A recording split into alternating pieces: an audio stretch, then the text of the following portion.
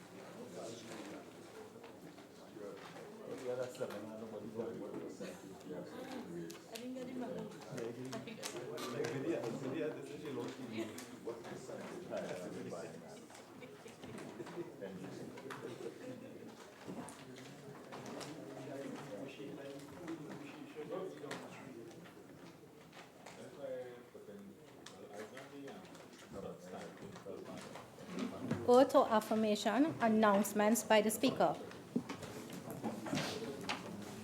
Honorable members, I have received communication from the following.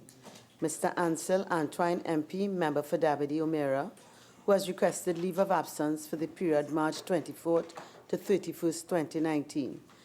The Honorable Major General retired Edmund Dillon, MP, member for Point Fortin, who has requested leave of absence for the period March 28, 2019 to April 1st, 2019. Dr. Fuad Khan, MP, member for Baratara San Juan, and Mr. Roshan Pare, MP, member for Miaro, who have requested leave of absence from today's sitting of the House. The leave which the members seek is granted.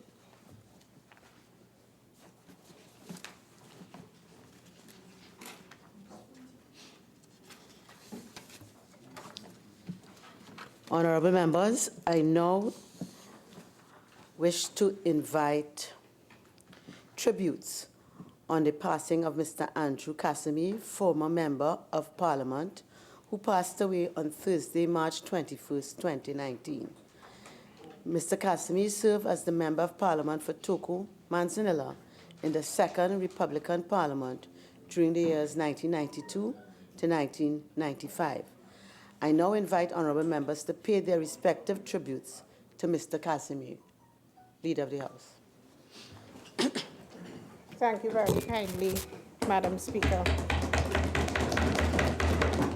Madam Speaker, it is with deep sadness that I do this tribute to Andrew Casimir, who worked very closely with us during the period 1991 to 1995 as a Member of Parliament for Toko, Manzanilla.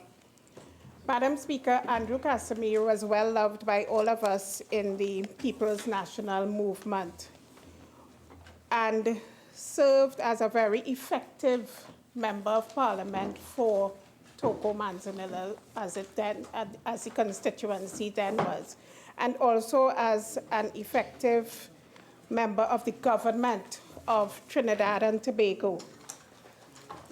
Madam Speaker, Andrew Casimir distinguished himself as an academic in secondary school. And it is significant that he had to walk miles along the Guayco-Tamina Road to go to school and was always at school, never missing a day. In fact, when he left school, he got his first job in the government service and got a quick promotion in the service with the caveat that he had to move to Tobago. And Madam Speaker, he accepted this and moved to Tobago, and that was fortuitous for him because there he met Tora Henry and got married in 1965. And it was even more fortuitous, Madam Speaker, because he also there met the current member of Parliament for Digger Martin West. And at that time, he served as his captain in cricket. And you know, Madam Speaker, the member for Digger Martin West fancies himself as a very good cricketer still. And I suspect it's because he had a very effective captain in Andrew Casimir.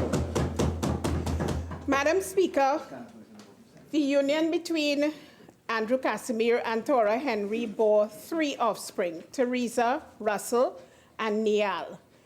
And all through his time in Tobago and for many years, Andrew Casimir continued to be an avid sportsman and eventually represented Tobago in several cricket tournaments.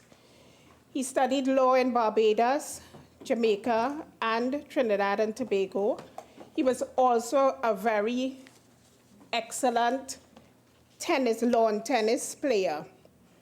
And he not only studied law, but he did economics at the London School of Economics, where he gained his certificate in economics. Before his foray into politics, his last job was as legal counsel at the Central Bank of Trinidad and Tobago. And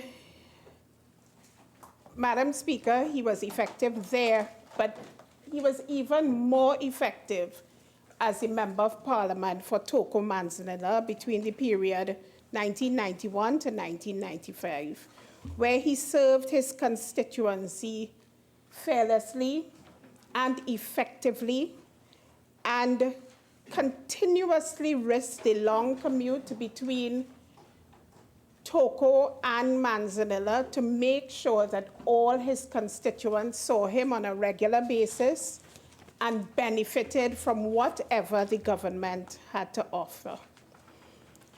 After politics, he returned to private practice in Sangre Grande and continued to serve the people of the Toko Manzanilla area.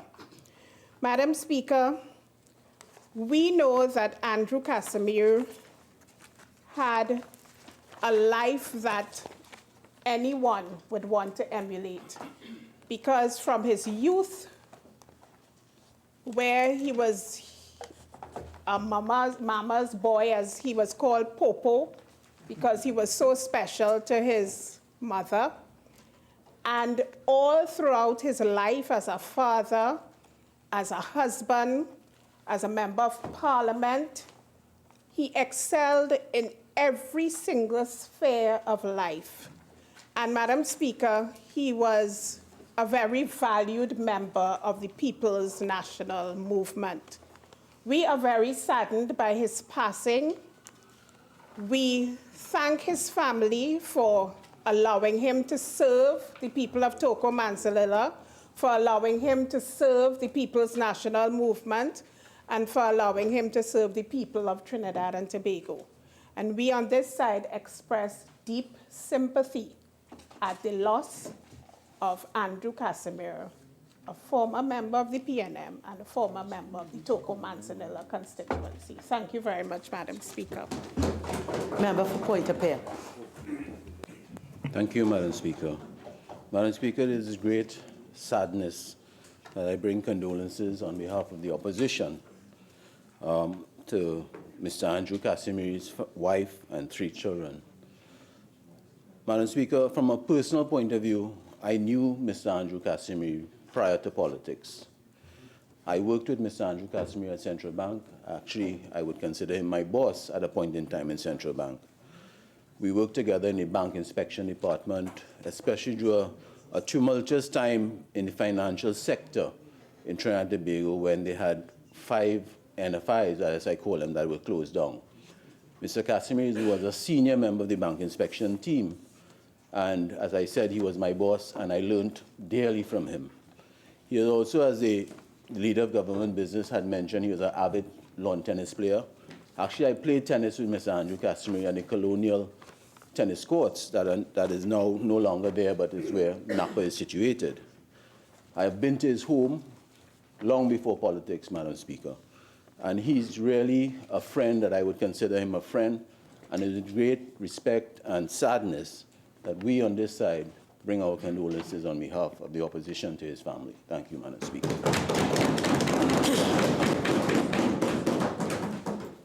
Honorable members, I too wish to pay tribute to Mr. Andrew Casimir.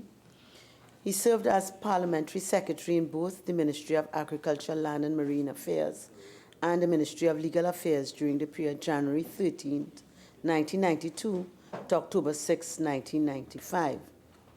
We will forever be grateful for Mr. Casimir's contribution in this House. During his tenure, Mr. Casimir served on the Committee of Privileges and on 2 special select committees. He also attended several conferences, including meetings of the Council of Legal Education and the 6th meeting of the Standing Committee of Ministers.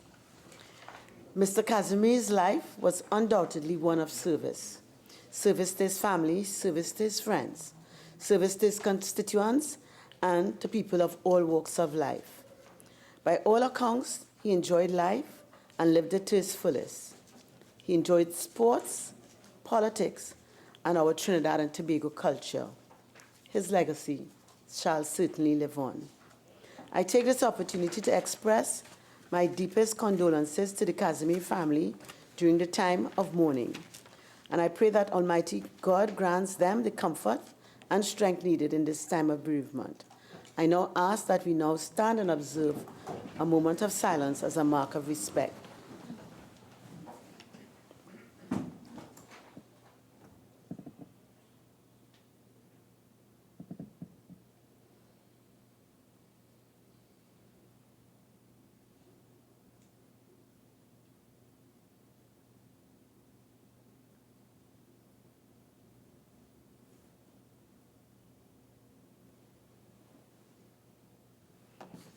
You could kindly sit. May his soul rest in peace. Honorable members, an appropriate letter will be sent to convey our condolences to the family of late Mr. Andrew Casimir. Bills brought from the Senate, petitions, papers. Deputy Speaker. Madam Speaker, I have the honor to lay the following papers. 1. The 2019 report of the Elections and Boundaries Commission on the review of constituency boundaries pursuant to Section 72 of the Constitution of the Republic of Trinidad and Tobago, dated March 14, 2019. And paper number 2, the annual report of the Police Service Commission for the period January 1st, 2017 to December 31st, 2017. Thank you, Madam Speaker. The Minister of Finance. I have 3. Is it papers or is it papers? Thank you very much, Madam Speaker. It's just I had 3 different procedures. I have the honor to lay the following papers. The report of the Auditor General of the Republic of Trinidad and Tobago on the financial statements of the National Carnival Commission, of Trinidad and Tobago for the years ended September 30th, 2005 to 2007. The report of the Auditor General of the Republic of Trinidad and Tobago on the financial statements of the Samoa-Lavantil Regional Corporation for the year ended September 30th, 2013. The report of the Auditor General of the Republic of Trinidad and Tobago on the financial statements of the Northwest Regional Health Authority for the years ended September 30th, 2008 to 2010. The consolidated audited financial statements of First Citizens Bank Limited and its subsidiaries for the financial year ended September 30th, 2018. I beg to move that papers 3 to 9 be referred to the Public Accounts Committee and paper 10 be referred to the Public Accounts Enterprises Committee. Honorable members, the question is that papers 3 to 9 be referred to the Public Accounts Committee and paper 10 be referred to the Public Accounts Enterprises Committee. All in favor say aye. Aye. Any against? The ayes have it. Leader of the House. Very kindly, Madam Speaker. Madam Speaker, I have the honor to lay the following papers. Paper number 11, the response of the Auditor General's Department to the 20th report of the Public Accounts Committee on the examination of the report of the Auditor General on the public accounts of the Republic of Trinidad and Tobago for the financial year 2017. Paper number 12, the ministerial response of the Ministry of Foreign and CARICOM Affairs to the third report of the Joint Select Committee on Foreign Affairs on the circumstances surrounding Trinidad and Tobago's vote at the Permanent Council Organization of American States, OAS, on the request by the government of the Commonwealth of Dominica for a waiver of its contribution to the annual budget of the OAS on March 23, 2018. Paper number 13, the ministerial response of the Ministry of Public Administration to the 16th report of the Public Administration and Appropriations Committee on an examination into the implementation of the Public Sector Investment Program. Paper number 14, the ministerial response of the Ministry of Education to the 7th report of the Joint Select Committee on State Enterprises on an inquiry into the efficiency and effectiveness of the Education Facilities Company Limited in managing the construction and repair of government and government-assisted schools. Thank you very kindly, Madam Speaker. Reports from committees. Member for Ruka Maloney.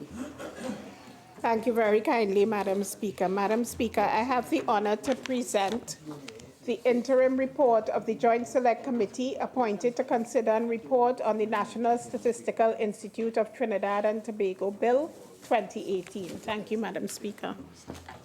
Member for Digo Martin, Northeast. This is the Joint Select Committee. Thank you. Madam Speaker, I have the honor to present the interim report of the Joint Select Committee appointed to consider and report on the Mutual Administrative Assistance in Tax Matters Bill 2018 and the Tax Information Exchange Agreements Bill 2018 in the 4th session of the 11th Parliament.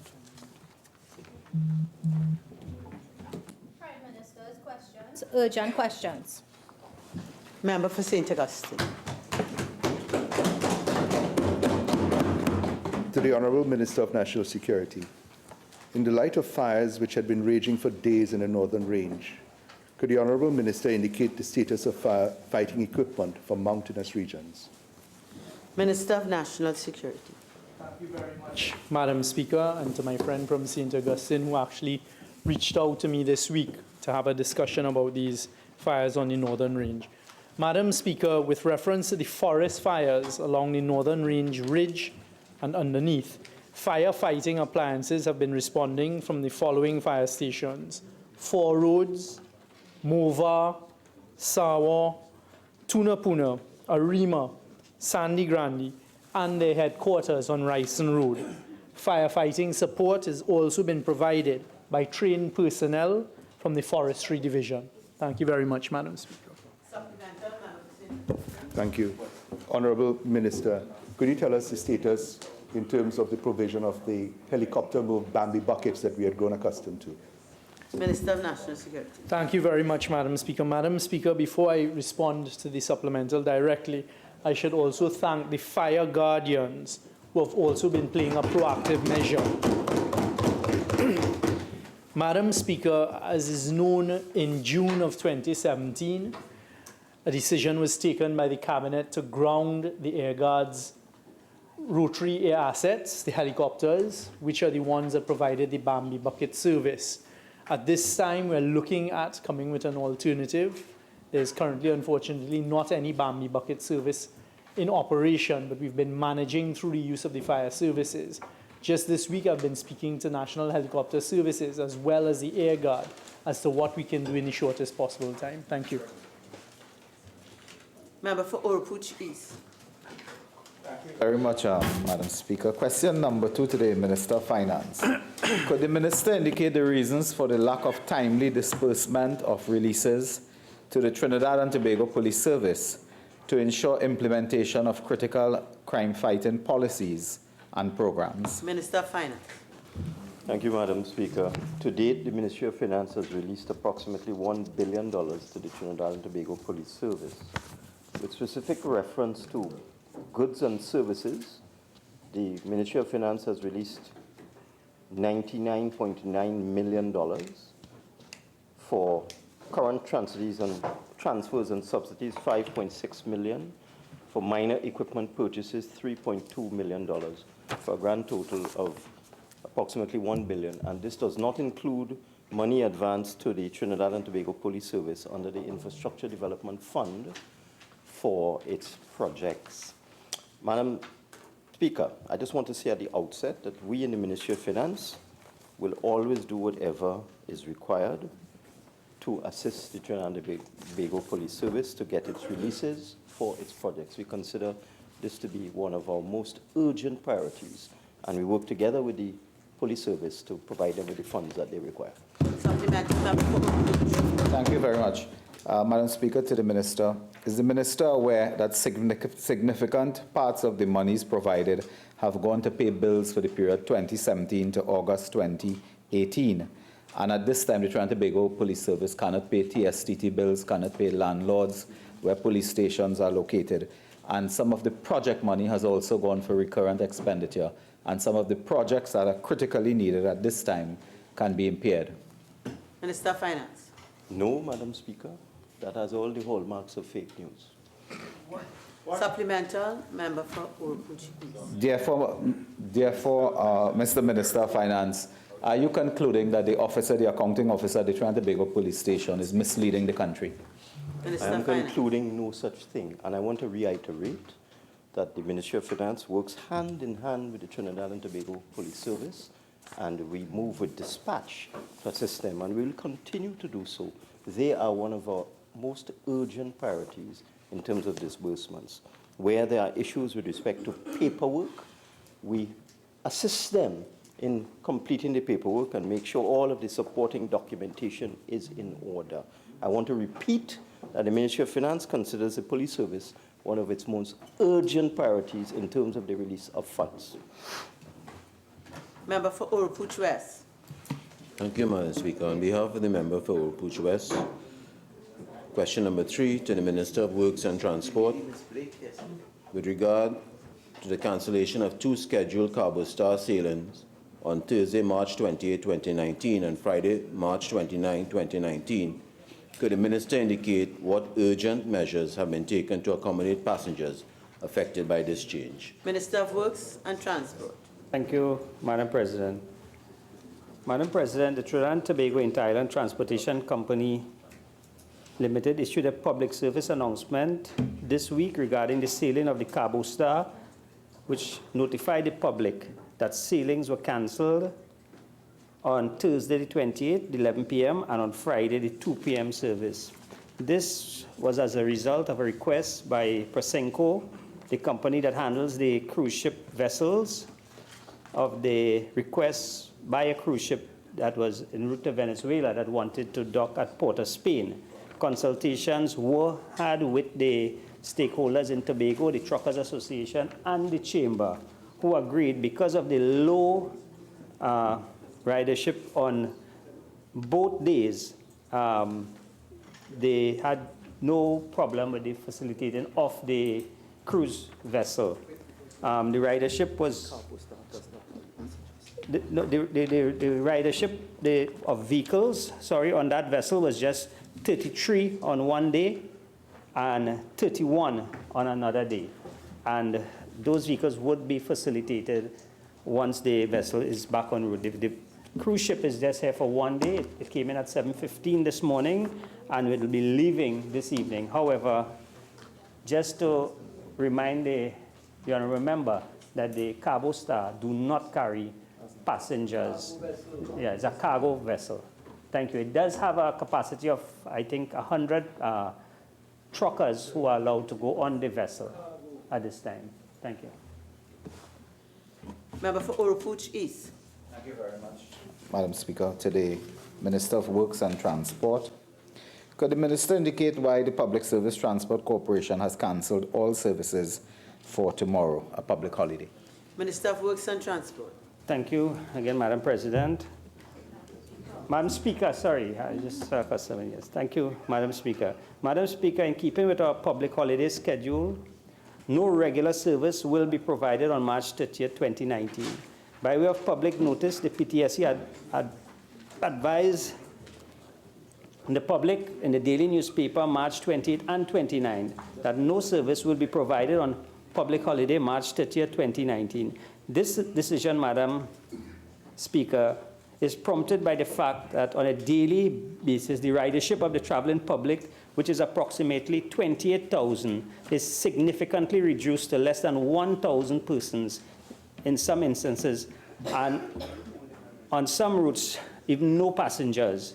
The PTSC has, however, scheduled special service for the Shouta Baptist community to ensure attendance at their services and activities on March 30th, 2019. It is noteworthy, Madam Speaker, that this practice has been in place in recent times and is being monitored for review if necessary. I thank you. Supplemental member for Oropouche East. Thank you very much, Minister. Minister, given that you're saying this has been in practice before, could you indicate whether or not this is now a full policy of the PTSC and the government that on public holidays in the future, the service will also be suspended and to facilitate the specific needs of the holiday in the future? Minister of Works and Transport. Madam Speaker, I did indicate that this policy is being reviewed. There are some instances that service was provided, like on the occasion Independence Day, where a lot of people would have used the service to get in and out of Port of Spain. So it is being monitored, and on Diwali Day we had this precedent set. So we are looking at it, and it will be tweeted, and changes will be made if required. Thank you. Member for Oropouche West. Thank you, Madam Speaker. Again, on behalf of the member for Oropouche West, to the Minister of Health, in light of a recent report indicating that there are anomalies in the procurement process of medical supplies at the Mount Hope Hospital, could the Minister indicate whether any investigation has been launched into this matter? Minister of Health. Thank you very much, Madam Speaker. Madam Speaker, the issue of ad hoc purchases by RHAs is a vexing one. To that end, the Minister of Health advised the Permanent Secretary at the start of this year.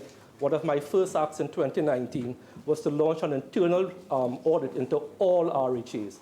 I have in my possession a report which has come to me after 3 months of work entitled Preliminary Audit of the Pharmaceutical and Non-Pharmaceutical Purchases of the North Central Regional Health Authority.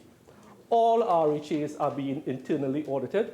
This is a 300-page document. I can't display it. The results of 3 months' work. The executive summary makes the following recommendations under 8 headings. 1, documentation to support purchasing packages. 2, purchasing requisitions. 3, approved list of suppliers. 4, how we go about quotations. 5, how we issue purchase orders. 6, purchasing packages for pharmaceutical and non-pharmaceutical supplies in relation to stock that are required from NIBDEC central stores. 7, purchasing packages for non-stock items. And 8, signing authority. We undertook this process at the start of the year. This was my first act for 2019 to have an internal audit of the practices of ad hoc purchases across all RHAs for both pharmaceutical and non-pharmaceutical. That is value for money, and the taxpayer will get value for money out of our decision to launch internal reports. Thank you very much. Supplemental member for Point-de-Pierre. Thank you, Madam Speaker. Minister, would you be willing to make that report public? I will be advised by my legal department if it is fit and proper to do so. Thank you very much. Supplemental member for Faisal. Thank you for your response, Minister. Minister, could you indicate how soon you expect some of these recommendations to be implemented across the RHAs? So as I indicated, this report only came to the ministry 2 days ago. The Permanent Secretary will digest it, report to me, and any and all action that needs to be taken will be taken. So we could solve this issue of the ad hoc purchases by RHAs for both pharmaceuticals and non-pharmaceuticals once and for all. Thank you very much, Madam Speaker. Questions on notice? Questions for oral answer? Of the House. Very kindly, Madam Speaker. Madam Speaker, there are 16 questions for oral answer. We'll be answering 15. I'm asking for a deferral of 2 weeks for question 133. And there is one question that is being answered in writing, and we are ready with that also. Okay. So question 133 is deferred for 2 weeks. Member for Oropouche West. Madam Speaker, on behalf of member for Oropouche West, question number 94 to the Minister of Health. Minister of Health. Yes. Thank you again. Thank you again, Madam Speaker. The answer is as follows. The number of children with physical and mental disabilities abandoned by their parents at public hospitals from September 2015 to the present is 26. Thank you very much. Member for Oropouche West. Speaker, question number 95 to the Attorney General on behalf of the member for Oropouche West. The Attorney General. Thank you, Madam Speaker. Madam Speaker, the question is really difficult to decipher because it asks one to give a response to something which is without reference to who has said what in what context. I will try to do my best to make sense of the question. Madam Speaker, the issue of the backlog within the criminal justice system is one that has plagued the citizens of Trinidad and Tobago for decades. The present government has, of course, approached this issue of criminal justice system reform with alacrity, dedication, and innovation, simultaneously implementing both legislative and practical measures aimed at reducing the backlog of cases in the criminal justice system. Apart from the speed of judge-alone trials, which have been facilitated through legislation introduced and enacted by this government, notwithstanding the opposition of those opposite, the reduction in the backlog of matters under this government has been facilitated by the plethora of important legislation brought to this Honourable Parliament in this 11th Republican Parliament, and has been the subject of data-driven debates, statements and contributions which have been made both in and outside of Parliament. These measures include backlog identification at all levels of the court and prosecutorial division, the creation of divisions of court, the decriminalization of hundreds of thousands of road traffic offences which clog our system, the abolition of preliminary inquiries, the introduction of robust plea bargaining arrangements and maximum sentence indication, the easing of access to bail, the 77% increase in judicial capacity and the expansion of the judiciary in itself, the creation of a public defender system, again a first for Trinidad and Tobago, the amelioration of the prosecutorial system in the divisions at the TTPS and the DPP's department, the introduction of criminal proceedings rules in a computerized case management system structure.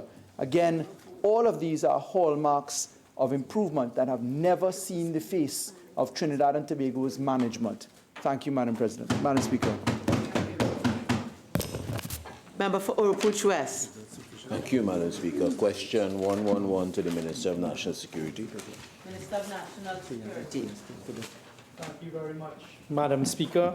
Madam Speaker, it is not factually accurate to state that there's an increase in incidents of piracy in our territorial waters. This is simply not true. From time to time, there may have been isolated incidents of nationals being subject to what may be described as acts of piracy in our territorial waters. Some of the recent incidents of Trinidadian nationals being held for ransom are subject to investigations by law enforcement and may have occurred in somewhat suspicious circumstances, having at their core illegal and criminal type activity. The Trinidad and Tobago Coast Guard would have been better served and in possession of more assets if they had 2 offshore patrol vessels that were cancelled by the UNC administration between 2010 and 2015. These OPVs are now the prize assets of the Brazilian Navy. Additionally, Madam Speaker, the maintenance of the 6 hostile fast patrol vessels was not given any priority during the same 2010 to 2015 period. And sadly, the Trinidad and Tobago Coast Guard interceptors were also allowed to deteriorate during this period. This government, Madam Speaker, has ordered 2 Cape-class vessels from Ostal that would help the Coast Guard tremendously. We've also been working on getting 14 interceptors back in the water to increase patrols and interception on the high seas.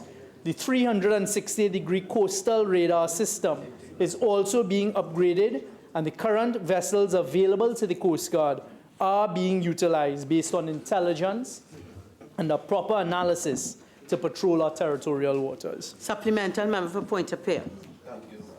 Sir, could you state presently how many vessels are operational, Coast Guard vessels are operational to patrol the territorial waters of Trinidad and Tobago?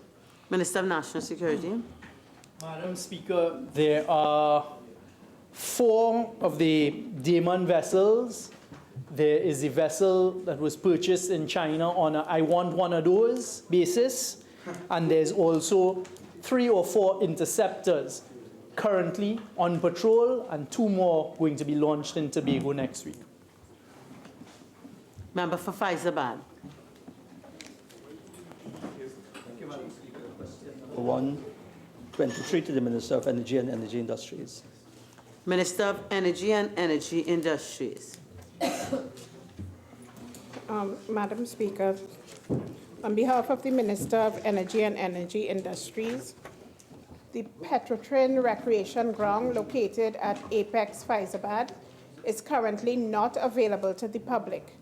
However, arrangements are being made to allow public access to infrastructure, amenities, and facilities previously owned and operated by Petrotrin that are not required for oil production.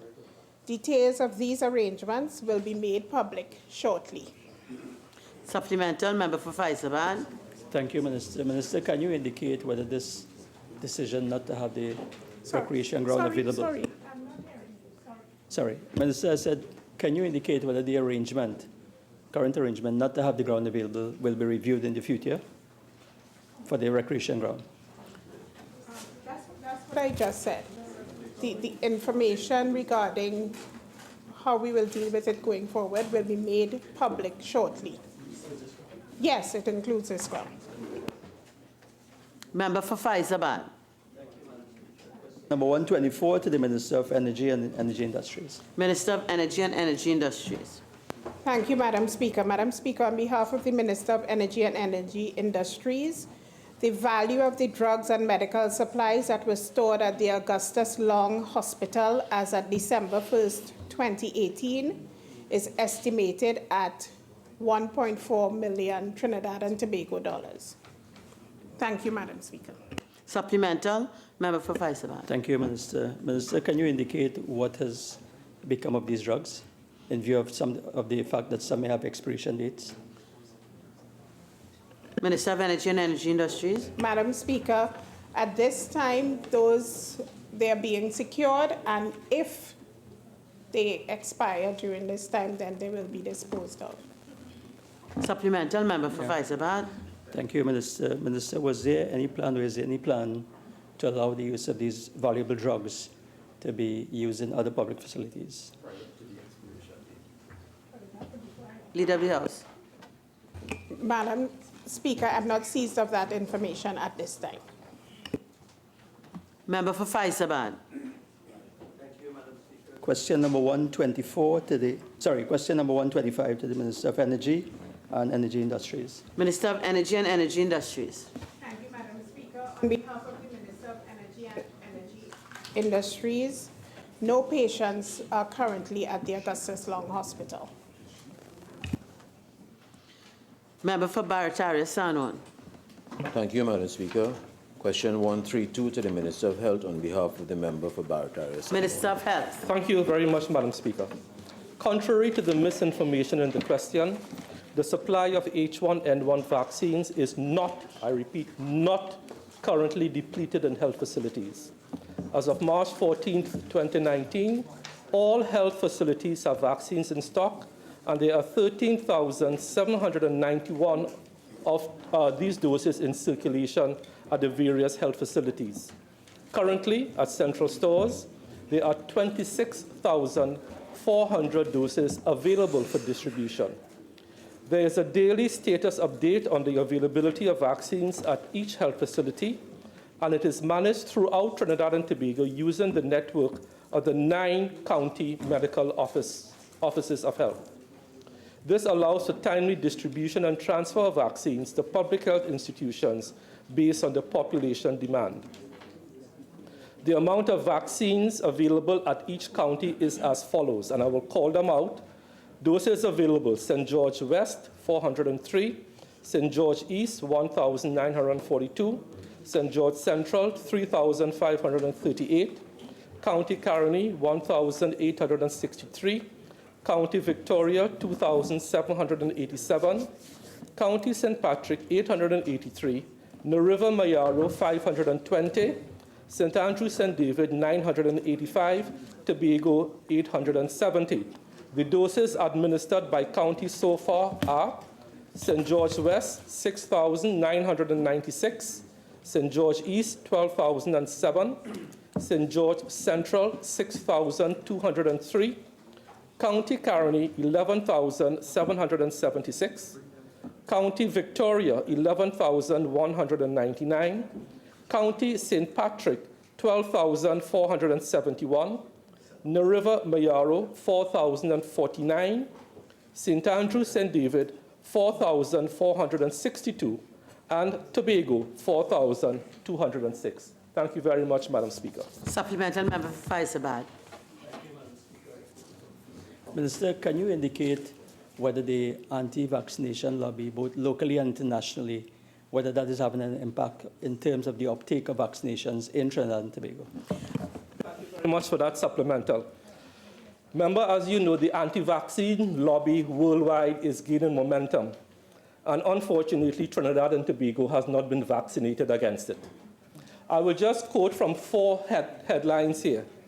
BBC News: Minister targets anti-vaccination websites. We have to take down websites, especially on YouTube and Facebook, that promote anti-vaccinations. Facebook will crack down on anti-vaccine content, social media.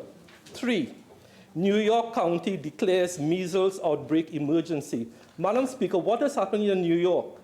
They are now taken, a county in New York, they have taken the unprecedented step of banning children under the age of 18 who have been not vaccinated with MMR from going to school and public places.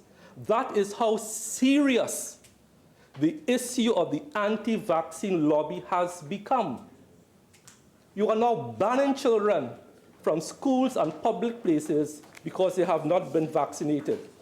Last headline: measles cases in Europe tripled last year according to WHO. And it is regrettable, and I continue to say it, it is regrettable that Trinidad and Tobago has fallen victim, like the rest of the world, to the anti-vaccine lobby, which is putting millions of children's lives at risk. There's even a case now in the United States where an 18-year-old boy who was not vaccinated as a child is now taking legal action against his parents for not getting him vaccinated as a child. That is how bad it is. And I urge all citizens of Trinidad and Tobago to ignore the anti-vaxxers that have a loud voice and have access to mainstream media in Trinidad and Tobago. Thank you very much, Madam Speaker. Member for Point Appeal. Question number 141 to the Minister of Agriculture, Land and Fisheries. Minister of Agriculture, Land and Fisheries. Thank you very much, Madam Speaker, and I thank the member for Naparima for the question. Madam Speaker, the Agricultural Finance Support Program was launched in October 2018. And upon the launch, sessions were held with potential applicants across the country to explain the objectives of the program and application and evaluation processes. In order to manage the process, applicants were invited to apply in phases, so that the first phase of applications ended on November 30, 2018. Applicants who did not meet this deadline were invited to apply in the second phase from December 1, 2018 to February 14, 2019. Madam Speaker, after the first phase of the application process ended on October 30th, 2018, applications were retrieved from the collection points around the country during the period December 5th to 12th, 2018. Thereafter, the Agro-Incentive Assessment Committee established by the Ministry of Agriculture, comprising 2 members of the ministry, one from ADB, one from NAMDEVCO, and one from the Ministry of Finance, started the evaluation of close to 400 applications. In this regard, the committee submitted interim and final reports on the first cycle of the program for approval. It is expected, Madam Speaker, that successful applicants will be notified shortly, and unsuccessful applicants will be advised of the next steps they can take. I thank you. Supplemental member for point of prayer. So is it, am I to get from your answer that no grants have been issued to date? Minister of Agriculture, Land and Fisheries. Madam Speaker, it is expected that successful applicants will be notified shortly, and unsuccessful applicants will be advised of the next steps they can take. Member for Chaguanas East. Thank you, Madam Speaker. Question number 142 to the Minister of Community Development, Culture and the Arts. Minister of Community Development, Culture and the Arts. Thank you, Madam Speaker. It is expected that barring unforeseen circumstances, construction of the community center in Enterprise will commence no later than September 30th, 2019, if not before. Supplemental member for Chaguanas East. Thank you very much, Madam Speaker. Minister, could you indicate what is the required amount of money to complete the construction, please? Minister of Community Development, Culture and the Arts. Thank you, Madam Speaker. After negotiation with the contractors that were previously engaged and consultants, reports and so on, the approximate figure is just about $6 million. Supplemental member for Chaguanas East. Thank you, Madam Speaker. I should have asked this question before. And how much has been spent already? Minister of Community Development, Culture and the Arts.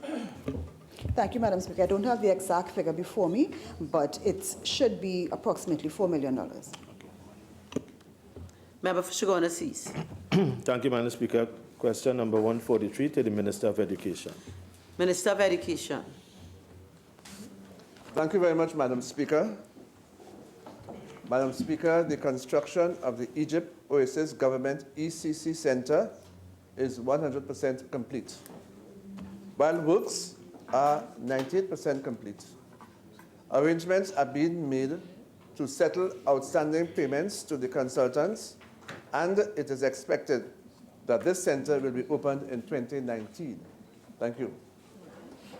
Supplemental member for Chaguanas East. Madam Speaker, even though I had asked a question 143, I think the Minister went on to 144. That's okay. Minister, could you indicate whether there currently is there security on that facility? Minister of Education.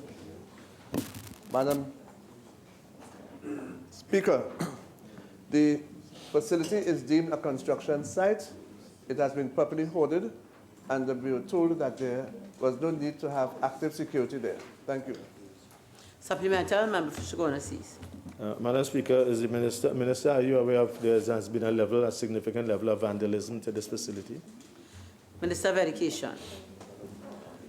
Madam Speaker, yes, there has been some level of vandalism, which the contractor is looking at. Thank you.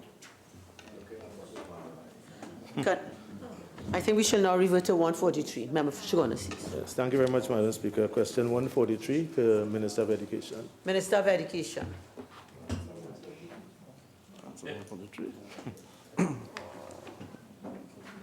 Madam Speaker, I answered 143 just now. No. Because... No, you answered. Minister, if maybe I could help you, your answer was with respect to the Egypt primary school. I believe that's what you read when you answered. One is the EC Center and one is the primary school. I answered the question on the ECC center. No.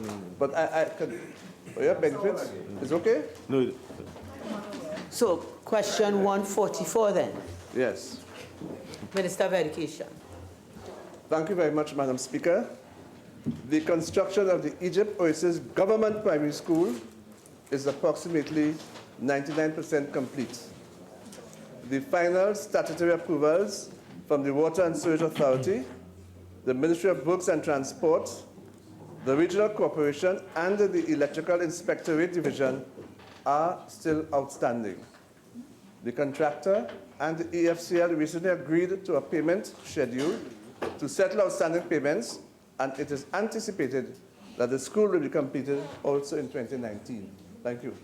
Supplemental, Member for Chaguanas. Thank you very much, Madam Speaker.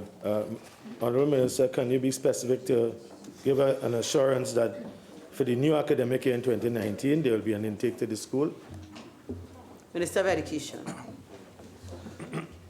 Madam Speaker, while I have just stated that it is anticipated that the school will be completed in 2019, it is difficult for me at this time to give an assurance that, in fact, students will be accommodated in September 2019.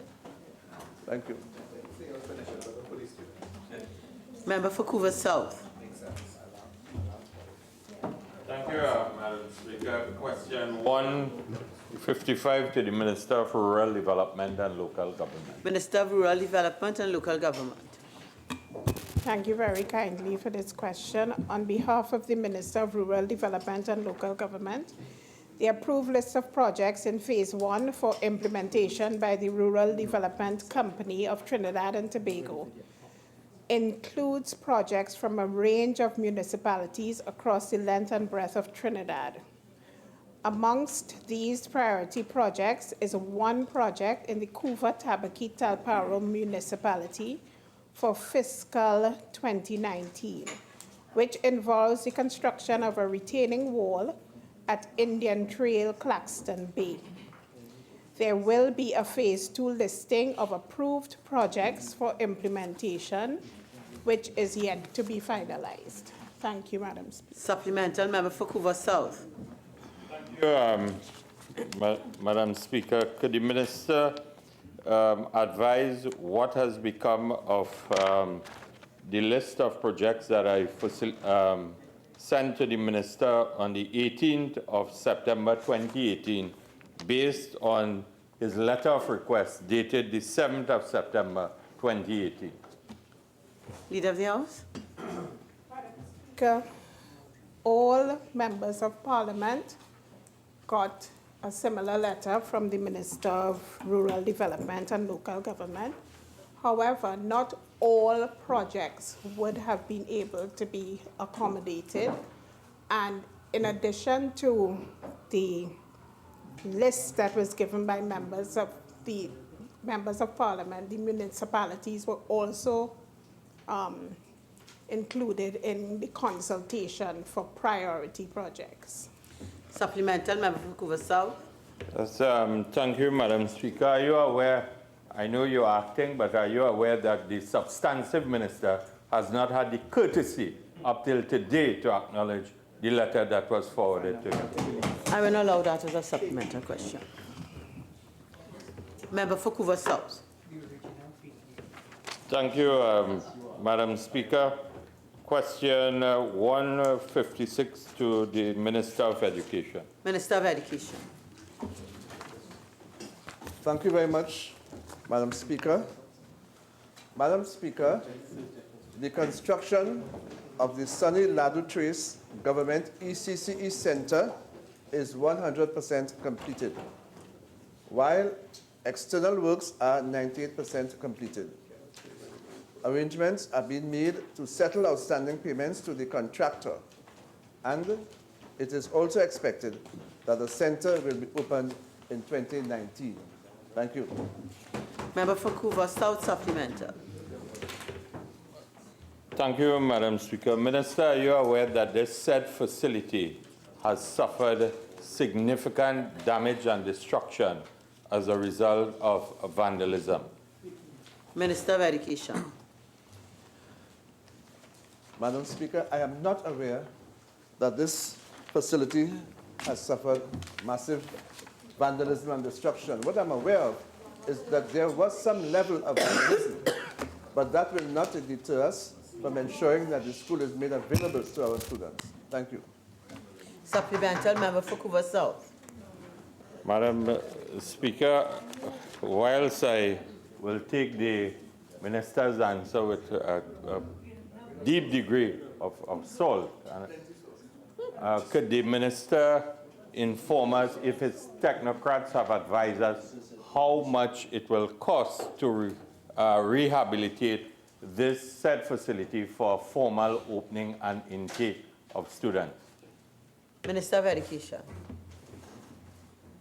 Madam Speaker, I'm not aware of any plans for any formal opening. Certainly. I am not also aware that there is any plan for this massive and this great spectacle. What I am sure of is that the technical officers of the Ministry of Education, working with the contractors and the consultant, will ensure that everything is put in place so that we'll have a smooth opening. We are not going into this fanfare, this formal opening. We want to ensure that there's a smooth opening so that our students will be accommodated. Thank you very much. Member for Couva South. Thank you, Madam Speaker. Question 157 to the Minister of Public Utilities. Minister of Public Utilities. Madam Speaker, when this matter was first raised by the member for Couva South, I indicated that the approval for illumination under the National Street Lighting Program is based entirely on the following considerations: ownership of the grounds, proximity to other grounds using a benchmark of 5 kilometers, public access to facilities, presence of infrastructure, pavilions, walking tracks, exercise equipment, etc., availability of funds. As part of the approval process, TNTech conducts a survey of the facility for which the application for lighting is being made and prepares a design and estimate, which is submitted for the consideration of the Minister of Public Utilities, Ministry of Public Utilities. With respect to the Esperanza Recreation Ground, I had previously reported to Parliament that the ground had not yet been surveyed. TNTech has since advised that completion of the design was delayed as a result of line clearance issues resulting from the location of the ground at the back of the Breckencastle substation. The Commission has since indicated that the design has been clarified and the estimate for the line work as well as the lighting are being finalized. Once the receipt of the estimate, the application will be evaluated by the Ministry of Public Utilities against the aforementioned criteria.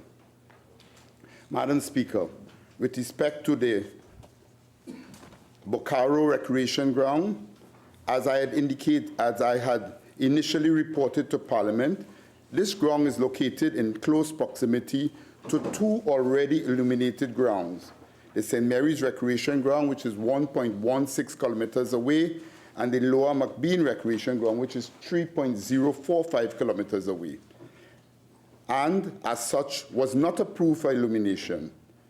There has therefore been no review of this decision, especially given that the constituency of Couva South, with 11 grounds illuminated, ranked 6th among the 41 constituencies in terms of grounds illuminated, surpassed only by Naparima, Saparia with 17, Naparima with 22, Oropuch East with 14, St. Augustine with 13, Caroni East with 13, Shogunas West with 12, to name a few. Supplemental, member for Couva South. Madam Speaker, is the Minister of Public Utilities telling It's a question. Yes. A question, please, not a comment, Yes. a question.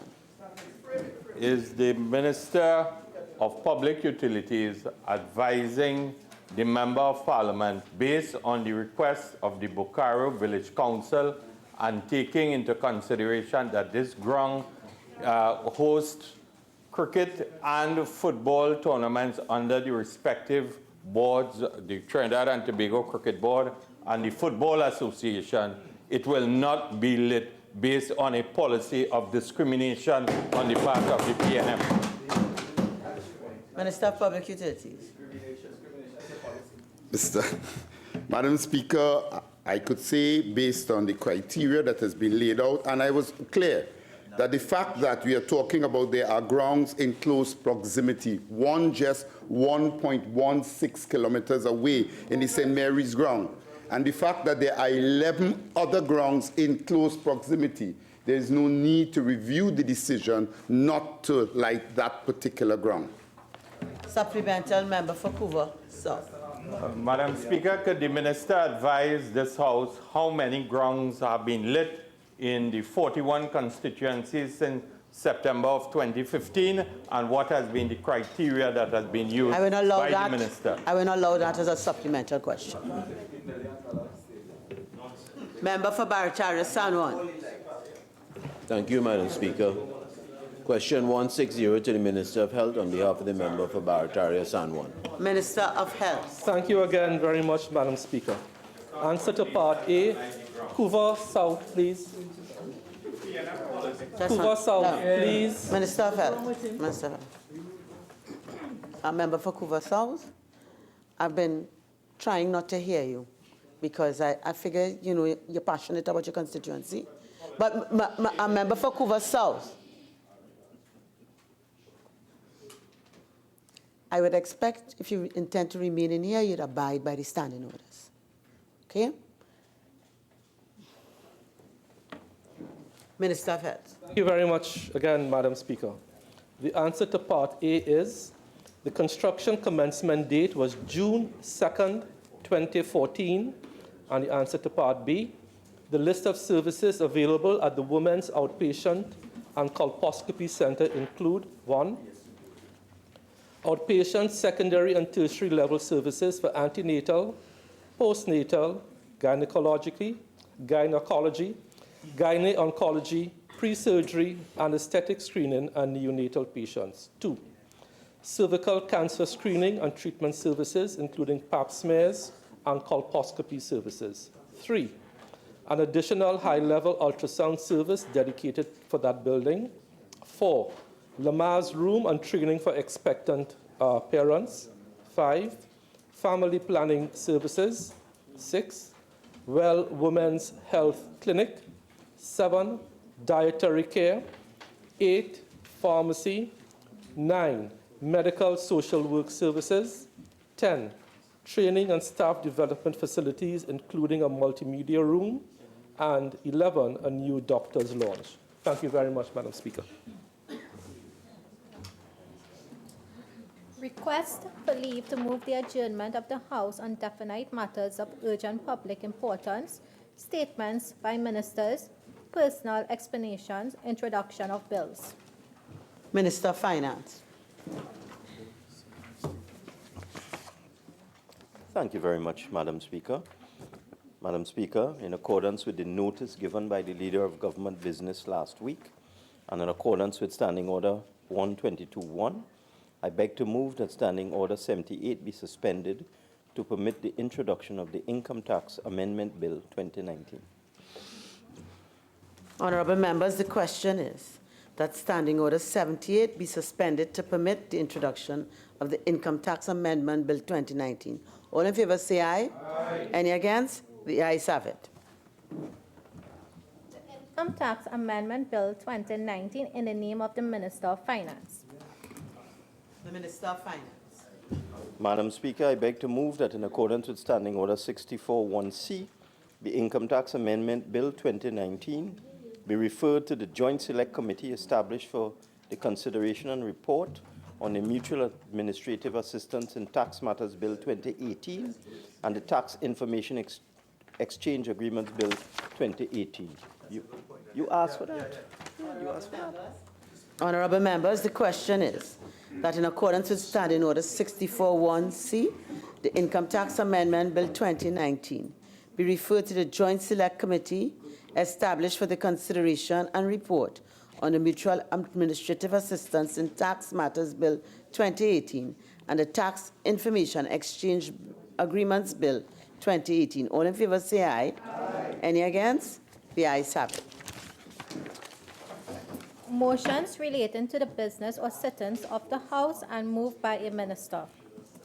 Leader of the House. Thank you very kindly, Madam Speaker. Madam Speaker, having regard to the interim report of the Joint Select Committee appointed to consider and report on the National Statistical Institute of Trinidad and Tobago Bill 2018, I beg to move that the committee be allowed an extension to complete its work and submit a final report by May 31st, 2019. Thank you, Madam. Honorable members, the question is, be it resolved that the Joint Select Committee appointed to consider and report on the National Statistical Institute of Trinidad and Tobago Bill 2018 be allowed an extension to complete its work and submit a final report by May 31st, 2019. All in favor say aye. Aye. Any against? I think the ayes have it. Leader of the House. Madam Speaker.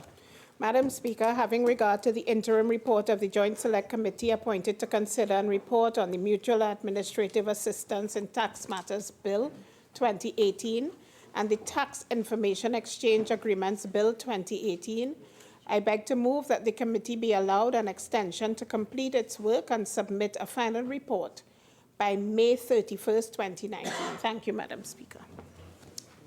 Honorable members, the question is, be it resolved that the Joint Select Committee appointed to consider and report on the Mutual Administrative Assistance in Tax Matters Bill 2018 and the Tax Information Exchange Agreements Bill 2018 be allowed an extension to complete its work and submit a final report by May 31st, 2019. All in favor say aye. Aye. Any against? I think the ayes have it. Government business. Bills of second reading. Attorney General. Thank you, Madam Speaker, I beg to move that an act to provide for the registration of non-profit organizations, the establishment and maintenance of a register of non-profit organizations, the obligations of non-profit organizations, and for related matters be now read a second time. Madam Speaker, we come to this August chamber to continue with the work in relation to meeting two particular objectives. On the one hand, we come squarely to advance law done by this Parliament under the good governance provisions of the Constitution of the Republic of Trinidad and Tobago. That is, things which are good for the people of Trinidad and Tobago. Secondly, we come to meet with international obligations which coincide with the government's agenda in those two prongs attacking one sole purpose: the eradication of corruption, mismanagement, and the pursuit against money laundering, terrorist financing, proliferation of weapons of mass destruction, and proceeds coming from that. That is enveloped into a number of inchoate matters, including gang activity, activities which see the proceeds of crime coming forward, the money and profit behind crime. And in meeting those two particular purposes, the legislation joins work which this Parliament has performed already. We specifically have mandated ourselves by way of a commitment given in 2013, reinforced in 2014, and by way of an exercise conducted in the first week of January 2015, we have committed ourselves to complying with the Financial Action Task Force 40 recommendations and 11 immediate outcomes. That, of course, is in reference to the FATF, the Financial Action Task Force, methodology and commitment exercise in a process known as mutual evaluation reporting, where the 190 countries which comprise the Financial Action Task Force and the various members which comprise the 9 FSRBs or FATF-style regional bodies come together in an exercise of analyzing each country by way of a mutual evaluation process. Trinidad and Tobago underwent its 4th round mutual evaluation, rolled up from its 3rd round mutual evaluation in January 2015. The result of that mutual evaluation exercise was published by the CFATF, the Caribbean Financial Action Task Force, in June 2016. That publication resulted in our country being placed under 2 forms of supervision. Firstly, under the Caribbean Financial Action Task Force methodology, we were put into enhanced follow-up in the CFATF cycle, having a 3-year period to work our way through the observed deficiencies as they relate to legislative deficiency and operational or efficiency measures. Secondly, and at the same time, we were put into the International Cooperation Review Group, which is the subset entity in the Financial Action Task Force, which monitors countries put into their pool and then distinguishes them depending upon the size of their economy. Trinidad and Tobago, having an economic size above $5 billion per year, has been singled out because of the size of its economy, and therefore we find ourselves on compliance documentation or publications coming from these international bodies which single us out. Suffice it to say, the record of all countries coming out of the Caribbean Financial Action Task Force 4th round mutual evaluation process is that they have all gone to the International Cooperation Review Group and also to the CFATF exercise. Let's drill down now into the outcomes that are required from this exercise.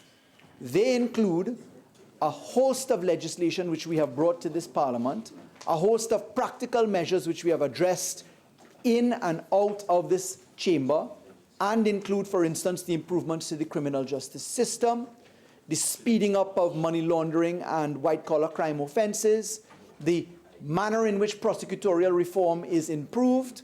We have also dealt with specific and targeted pieces of law, amendments to the anti-terrorism legislation, to the Financial Intelligence Units Act, to the Customs and Excise Control legislation, to the various interarching and interrelated pieces of law which treat with this whole issue. We last week completed the Senate amendments to the Companies Amendment Bill. That is intended to introduce the regime of disclosure of beneficial ownership, that is true ownership behind companies' documents. Today we treat with the management of a very large sector referred to as the non-profit organization sector, and very shortly, by next week, we'll be dealing with a powerful piece of law. I know St. Augustine has indicated his interest in this. That is the Civil Asset Forfeiture and Explain Your Wealth legislation. These 3 pieces of law, companies, non-profit organization, Civil Asset Forfeiture and Explain Your Wealth legislation, are the last pieces of the puzzle to be put into place as we approach a joint group face-to-face review of the assessors coming from the Financial Action Task Force, which meeting is to be held in the period 23rd of January to 23rd of April to 25th of April. That is the month of April 2019. Let's get to this particular bill. Attached to the legitimate aim and purpose, I think it's necessary to dive into the facts as to what we're treating with in Trinidad and Tobago. We know that the concept of charities is something which we inherited as received law as early as becoming a colony of the United Kingdom, when we in fact moved from Spanish legislature governance under French sedular population, moving into colonial aspects. We know that. We know that the law relative to charities is as ancient as in the year 1600, when we were dealing with the legislation that came forward in the British context to the management of charities, then really dealt and driven to ecclesiastic purposes and the management of poverty, in fact, the support of soldiers, orphans, unmarried women of poor means, etc. There was a very interesting history behind that. But in our jurisdiction, Madam Speaker, we're treating with this concept of movement of charitable purpose into non-profit purpose. Now, our laws recognize 2 types of non-profit organizations already in law, and then one which stands outside in an informal structure. I'm of course referring, Madam Speaker, to the fact that by way of acts of Parliament, non-profit organizations have been formed.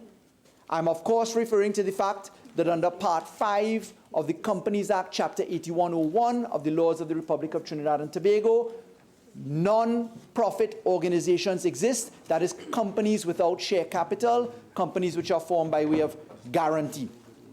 And then, Madam Speaker, we have a host of non-profit organizations, including non-governmental organizations, including entities which exist for charitable purpose. We see it amongst our Islamic brothers, for instance, in entities that support the distribution of zakat. We see it in the Christian realm. We see it in the Hindu realm. We, in fact, also see it in the political realm, where we see friends of a particular constituency, etc.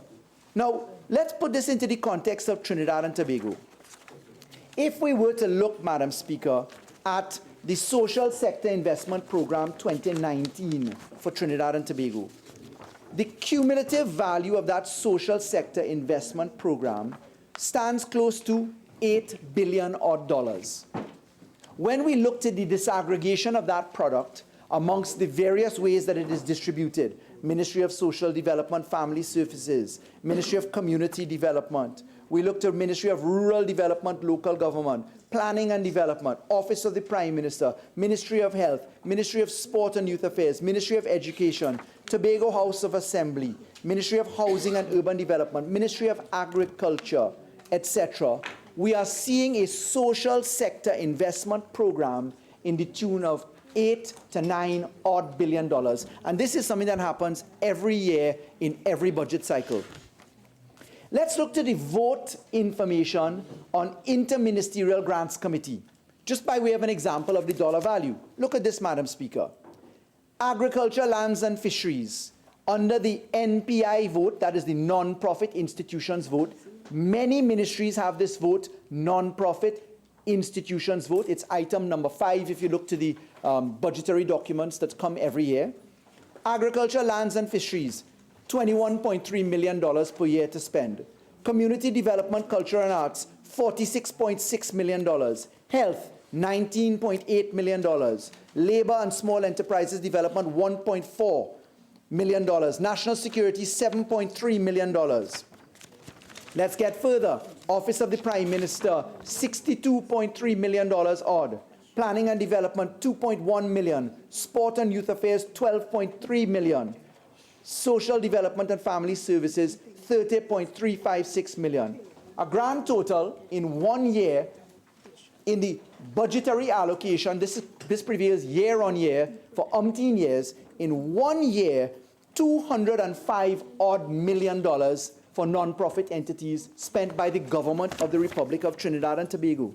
And that figure has been higher in previous years or lower in previous years, depending upon how much headroom a government has for that kind of expenditure. So we find certainly an existence of hundreds of millions of dollars in expenditure. We find hundreds of millions of dollars expenditure in the votes that come to Parliament. But we as a country have passed public procurement law. And in public procurement legislation, we are treating with the fact of defining the concept of public money.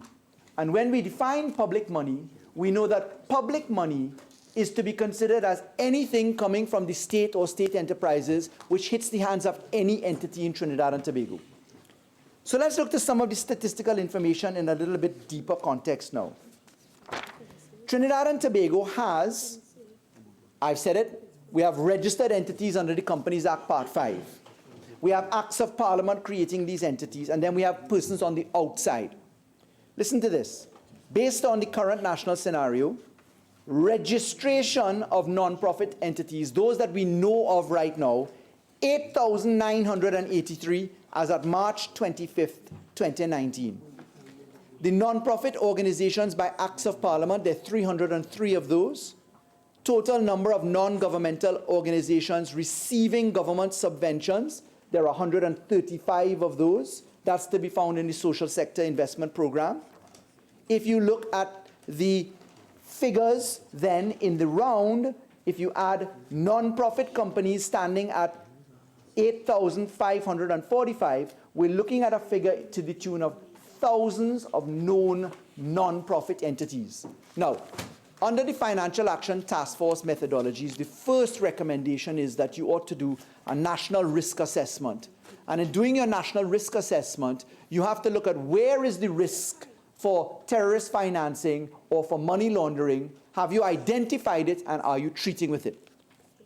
Our mutual evaluation report said that we were entirely non-compliant with respect to the recommendation 7 and certain others, and importantly, immediate outcome 10. And in that category, our mutual evaluation report said there is a combination of problems. 1, you don't know what the risk is. 2, you've had no outreach into the sector to demonstrate how you're going to treat with it. 3, there is no structured approach to bringing in the information, to corral it, and then try to treat with it. So, Madam Speaker, what we did as a government was to begin the exercise of, first of all, tabulating how many non-profit organizations we are aware of in the system. I've given you the numerical data. Obviously, there was an exercise to get there. In doing that, we formed a team, an interministerial and intergovernmental and interagency team, comprising Office of the Prime Minister, Ministry of Labour and Small Development, Ministry of Community Development, Ministry of Social Development, Health, Finance, Board of Inland Revenue, Central Statistics Office, the National Anti-Money Laundering Committee, as it's comprised of many entities, including Securities Exchange, FIU, DPP's office, etc. The Attorney General's office, of course, the Law Association, the CSO for Good Governance, that's United Way Trinidad and Tobago, and I want to single out Dr. Jennifer Sancho and Mr. Ian Benjamin, Senior Counsel, for the work that they have done together with Mr. Dion Abdul and others. We were involved with the Criminal Justice Advisor of the British government. We were dealt with the UK Charities Commission. In coming up with that team, we then entered upon an exercise of engagement in the public sector. And very importantly, in the period beginning immediately in December 2016, we brought in from Australia Ms. Jessica Horay, the Acting Senior Manager, Compliance Directorate, Australian Charities and Not-for-Profit Commission. We then went to the United Kingdom. We engaged in in-house training via the British High Commission with Mr. Tim Hopkins. We did compliance visits, enforcement, etc. from the UK's Charities Commission. We then went to 5 public events, including events held in the period 2016 straight up to 2018, and we had outreach sessions. We had hundreds of people at all of these events, and in it we did sensitization of risk, tabulation of data, understanding of the risks in terrorist financing, because, Madam Speaker, this also coincided with the outreach that we were doing while we were treating with the anti-terrorism legislation. And the issue of the Islamic community saying, look, we think that we may be prejudiced in the manner in which our zakat is treated when we send monies overseas. That was a real situation. And corralling this legislation allows us in a very real sense to provide protection to charitable purposes. Because, Madam Speaker, it's a fact. Countries around the world treat organizations differently. I can tell you that the government of Canada treats a particular institution as a terrorist organization, but that same organization is funded by Prince Charles of England under his charitable purposes. So the UK and Canada, Dominion and Master, have 2 different types of treatment for the same entity. So if a Trinidadian entity, in this case a Muslim entity, sends charitable contribution, you are finding yourself a watch list for terrorist financing in Canada, but you're finding yourself in the company of Prince Charles, in the company of British Charities. So where do we as a sovereign nation put ourselves in this situation? The government felt it prudent to protect charitable purpose, to treat with the risk of terrorist financing, etc., that we tackle this issue by corralling the evidence and coming up with a legislative structure for registration and for regulation, which are contained in the bill. Before I get to the bill, I'd like to put on record information coming from the FIU and from the Financial Investigation Bureau. Now, the FIU, of course, established in the year 2009, is the entity which manages the manner in which we look for suspicious activities and suspicious transactions. We've seen in Trinidad and Tobago, in 1 year alone, the period 2016 to 2017, 22.5 billion Trinidad and Tobago dollars in suspicious activity and transactions, 13.5 billion of which was treated by way of stoppage, and the rest was actually performed. So, Madam Speaker, we have now, coming from the FIU, in the period 2018, 2017, 15, etc., I can report as follows. In 2012, we had suspicious activity of 11.3 million Trinidad dollars, and that came from a religious organization. 2013, fortunately, none. 2014, none recorded. 2015, $74.2 million, again, coming from a religious organization. 2015, we saw none at the end of that period. 2016, we saw 13,000 US dollars odd. 2017, we saw 1.3 million TT dollars odd. 2018, we saw 72,000 Trinidad dollars odd, again with a religious institution. And then in the period following, approximately $2.7 million.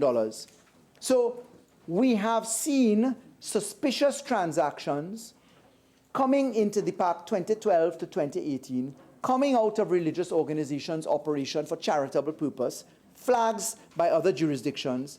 And I can tell you that the cumulative TT value is approximately 90 million TT dollars. The US value, approximately 14,000 TT dollars.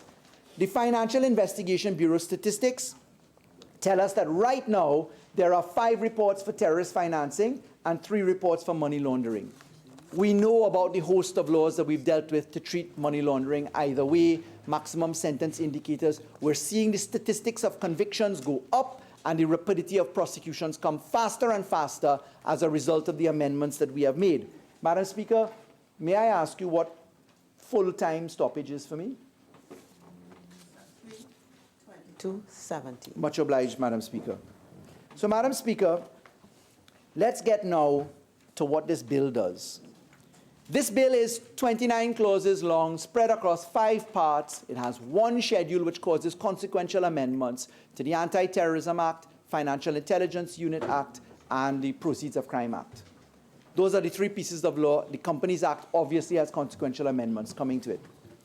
These clauses are really born on the back of a consultative exercise, which I've described, stakeholder exercise, which I have described. I can tell you that in coming to this position, we have considered a number of pieces of work. We considered the laws from the United Kingdom, from Canada, Bermuda, British Virgin Islands, the Cayman Islands, Jamaica, Montserrat, Anguilla, and the Turks and Caicos. We have had responses coming from a number of entities in the stakeholder consultation. We had comments coming from the Office of the Prime Minister, Ministry of Labour, Community Development, Social Development, Ministry of Health, Finance Division, Ministry of Finance, the Board of Inland Revenue, the CSO, the NAMLAC, the AG's Office, the Law Association, the CSO, the British Criminal Justice Advisory, and the UK Charities Commission. Madam Speaker, in getting to this position, we have sought to establish a methodology which requires 2 state entities to work together. Firstly, the Registrar General, which is the repository for filing of documents. And secondly, we have declared in Clause 4 of the bill that the regulator is to be the Financial Intelligence Unit. And I'll explain why. The architecture of the bill provides, Madam Speaker, that we will take everything that has been registered under the Companies Act, all non-profit companies registered under Part 5, they will be deemed to be non-profit organizations. We will invite a system of registration in an extended period of time with public education as a forerunner to cause the registration of all non-profit organizations. Now, this specifically is entities which are legal in structure and informal in structure, and I'll come to that in a second. We then, Madam Speaker, say let the Registrar General receive all of the documentation in a registry which is partly public and partly private. Let the Registrar General, through a system of due process, consider voluntary cancellation or surrender of non-profit company registration, compulsory surrender, or strikeout for another purpose. We have a methodology to treat with that. We envelope that in a due process environment where the court is involved. In the legislation, we propose a structure which mirrors quite significantly some of the provisions in the Companies Act. For instance, the method by which property is managed by the official receiver, the manner in which it can be restored, the due process environments. So, Madam Speaker, let's get to the context of the bill. Let's look at it in the round. Clause 1 and Clause 2 are quite simple. Clause 1 is the short title. Clause 2 says the act shall come in when it is proclaimed. That proclamation is intended to involve a date after public consultation has been had. A deep exercise of public consultation and awareness must be put into the matrix for operationalization of this law. Clause 3, which is the interpretation section, is very significant. We introduce, by way of definitional terms, AML, CFT, and PF, anti-money laundering, countering financing of terrorism, and proliferation financing, as defined terminologies coming out of the Financial Action Task Force recommendations and methodologies. We include a definition of cash, because we're going to be treating with, when we apply a threshold environment, how cash and property are managed by non-profit organizations. I've already shown on the record thousands of entities in existence, $8 to $9 billion odd from the state alone per year pouring into social sector investment programs, hundreds of millions of dollars of state and tax-paying dollars going to entities. Therefore, it is important to know what is being done with money and who is dealing with money. We treat in that environment as well with the concept of control. And in looking at control, we have really looked at the Cayman model and the FATF model and our own local laws as we deal with control under a beneficial overriding perspective. The ultimate individual that controls an entity is what we've looked at. Similar to what we've done in the beneficial ownership structure, similar to what prevails in the security industry, similar to what prevails in the central bank models, the Financial Institutions Act as well. We then go, Madam Speaker, to the concept of a controller. And we have disaggregated the concept of controller between the different types of entities. If you've got a limited structure, meaning a corporate structure, we treat with that in the directorship, etc. If you have an informal structure, we're dealing with ultimate persons in terms of management or otherwise. And we have borrowed the definition coming out of the Cayman context and coming out of the FATF models. Very importantly, we've dealt with a definition called gross annual income. And gross annual income is income from goods and services, rental income, interest, etc. from investments, donations, grants, subventions, loans, other income, etc. received by a non-profit company. And when we come to the threshold environment in Clause 15, you'll see that we are saying if you have a gross annual income over 10 million Trinidad and Tobago dollars, you're going to be subjected to the production of audited financial statements on an annual basis. They are to be provided to the Registrar General when it is called for. In other words, then, you're facilitating the right of audit. Similar to what the Contractor General does in Jamaica in managing the public procurement environment. We then go to an interesting definition for property. Property we've borrowed from the Anti-Terrorism Act. It includes everything, including cryptocurrency, etc. So we're thinking prospectively in that model. But a non-profit organization is where we find the definition of the three things by which you are deemed to be a non-profit organization. Number one, you're established, and we borrowed here from the Companies Act, primarily for the promotion of a patriotic, religious, philanthropic, charitable, educational, cultural, scientific, literary, historical, artistic, social, professional, fraternal, sporting, or athletic purpose, or some other youthful purpose, and raises or disburses funds for that purpose or object. Two, you carry on business without pecuniary gain for members, except as reasonable compensation, and, meaning all three are cumulative. You restrict the use of any of its profits or other accretions to the promotion of its purposes or object. These three elements must coincide. They are in keeping with definitions that we've used from other jurisdictions. They find familiarity in the first part in the Companies Act, where non-profit organizations under Part 5 find their definition by way of approval. So that, Madam Speaker, is the manner in which we capture what we're treating with. And of course, we then have wrap-up and all-encompassing provisions to capture what we should say, things which are lost without definition into a basket of definition in subclause 2 of clause 3. Importantly, in clause 4, Madam Speaker, we come to the description of the FIU being the regulator. And the FIU takes with it, if you look at 4B, the powers, duties by this Act, the FIU Act, and any other written law. What are the other written laws?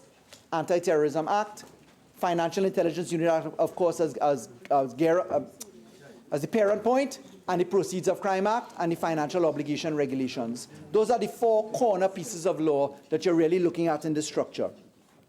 We say, of course, that you don't need to fall within the parameters of 18B of the FIU Act. Why? Because 18B is where non-designated financial institutions and listed businesses under the first schedule of POCA have to be registered under the FIU legislation, but we accept that here because you are being registered under the Registrar General system, borrowing from the methodology that we use for companies under Part 5 of the Companies Act.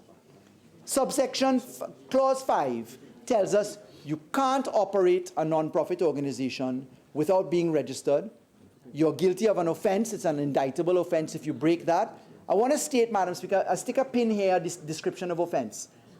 I want to give notice that the government is considering right now and actively an amendment to the Companies Act because we're dealing with law described in the year 1995. The courts have, of course, even though there does not appear to be a mens rea requirement in this law, the courts have acknowledged the mens rea requirement. These are not crimes of strict liability. Without reasonable cause or reasonable excuse applies to all of the offenses under the Companies Act and this Act. So we intended to harmonize this with the Companies Act and come with a sweeping amendment to all, which is why you will see the offenses so low. You'll see $10,000 and 3 years, as opposed to, for instance, the Insurance Act or Securities Act, where you'll see summary offenses at $500,000 or $1 million, Madam Speaker. In subclause 4 of clause 5, these are the things which you must provide. Pictures, documents, etc. But these are specifically not for publication to the public. These remain in the private aspect of the registry, only for law enforcement, only for the regulator, and only under disclosure provisions granted by a court of law. So there's no breach of any position of privacy in this aspect, and we are well within the bounds of constitutionality at simple majority basis on the fact that this is proportionate in a society such as Trinidad and Tobago. Madam Speaker, Clause 6 treats with the Registrar General approving or not approving a register or a renewal because, Madam Speaker, we've set out the items by which the registrar may refuse to approve you for registration. And these are found in the FATF methodologies. Basically, they're for serious matters, including, if you look at subclause E, similarity of name, offensive aspects as we see under the Companies Act, where they can cause confusion in the marketplace, etc. Listing under Section 22B of the Anti-Terrorism Act, etc., etc. But this is balanced by the right of appeal under Clause 13 of the law. The Clause 13 allows you to say if you can't be registered, if you can't be renewed, if you find yourself in the circumstances of cancellation under Clause 10, you can knock on the door of the court exactly in the same way you do that under the Companies Act right now, where you're aggrieved by an act of the Registrar General. Madam Speaker, Clause 7 is important because we only allow registration to be valid for 3 years. You have to apply to renew. That allows for contemporaneous documentation to come in 3-year cycles, which will avoid the current situation. Of the 104,000 companies registered in the companies registry, 20% of them are non-compliant because there's no continuing obligation to get your refresher of certificate. And we felt that this was a very useful way when you're treating with public money to allow for the monitoring by way of regulation and registration in the combined aspect that we do. Madam Speaker, we, of course, in Clause 8, that's where we deem the Part 5 companies under the Companies Act to be companies that are non-profit organizations, and we manage that migration into the registrar. Clause 9, we say that the register of non-profit organizations shall be established and maintained by the RG. Of course, we have in that the method by which you have public access, you pay the prescribed fee, it is online, but specifically in Clause 9, we say you cannot publish the things in Clause 5.4. Those are private, only for regulator, court order, or law enforcement in the circumstances set out. Clause 10 is where we deal with the cancellation of registration. Cancellation, we have put entirely in due process and subject to the court. We say basically, if you have failed without reasonable cause to keep financial accounts or submit them in accordance with Clause 15. Clause 15 is where you have the threshold requirement. If you're over $10 million, you must be audited and have accounts which can be called for annually. And then the others say if you're proven in a court of law to have been guilty of an offense, etc. And importantly, we've said if you've breached the Anti-Terrorism Act, the Financial Intelligence Unit Act, and any other law that treats with FATF. Madam Speaker, we allow the registrar that determination. We then go through a methodology of giving notice to the person who will be aggrieved, of showing cause why that notice should not apply, of informing of the rights to approach the court, obviously, under the appeal provisions in Clause 13. So we've done the due processing in Clause 10 in fulsome fashion. Clause 11 says the registrar must update the register, of course, and then we disaggregate it between companies in the context of not-for-profit companies under the provisions in Section 461 and 489 of the Companies Act, and things which are not entities under that legislation, but which will fall to be registered under the non-profit organization structure here. Clause 12, we say that we're putting in now all of the Section 18 powers of the FIU Act. Stick a pin. The FIU Act allows for certain powers. It allows for the FIU director to give compliance directives, to go to court, to enter your premises with consent. And if you don't give consent, to go and get a warrant to enter. It allows for due processing of the FIU director saying you need to do something, the FIU director going to the court to compel you to do something, and then an offense if you fail to obey the court's process. So we have brought into this law by virtue of Clause 12, the powers of the FIU regulator as is proper. Clause 13, as I've said, treats with the appellate route in all of the circumstances, cancellation, any aggrieved aspect for renewal of registration or approval of registration, and for the manner in which your property, etc., is to be treated with as a result of cancellation. Part 3 treats with clause the obligations of non-profit organizations.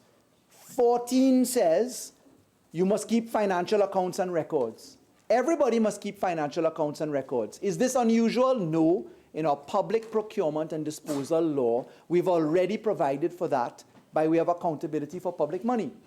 Secondly, we have now said in Clause 15 that if you're over $10 million, we've applied a threshold, you are at a higher risk factor because of the volume of money that you receive, and you ought to be complying with the ability to be, you must be audited every year, and then you must allow the regulator the ability to audit you on a call-for basis. Madam Speaker, we then go into the processing for audit, how that process flow goes in the rest of Clause 15. Clause 16 now treats with the controller of a non-profit organization notifying the RG of any change in particulars. And I want to say again, in terms of general provisions, the animus, the mental intention, the mens rea to commit crime is implied in this law. It's settled law. It's settled in 1995 language for harmony. But please don't be mistaken to say that these are strict liability offenses. They are not. Reasonable excuse, etc. And let me stick a pin for a moment. The value of having the RG in this exercise, the Registrar General, is that you go to the company's registry. Very often people don't have attorneys at law, or a clerk fills out the document. They file a document. On the face of it, the document may be wrong. The registrar receives the document.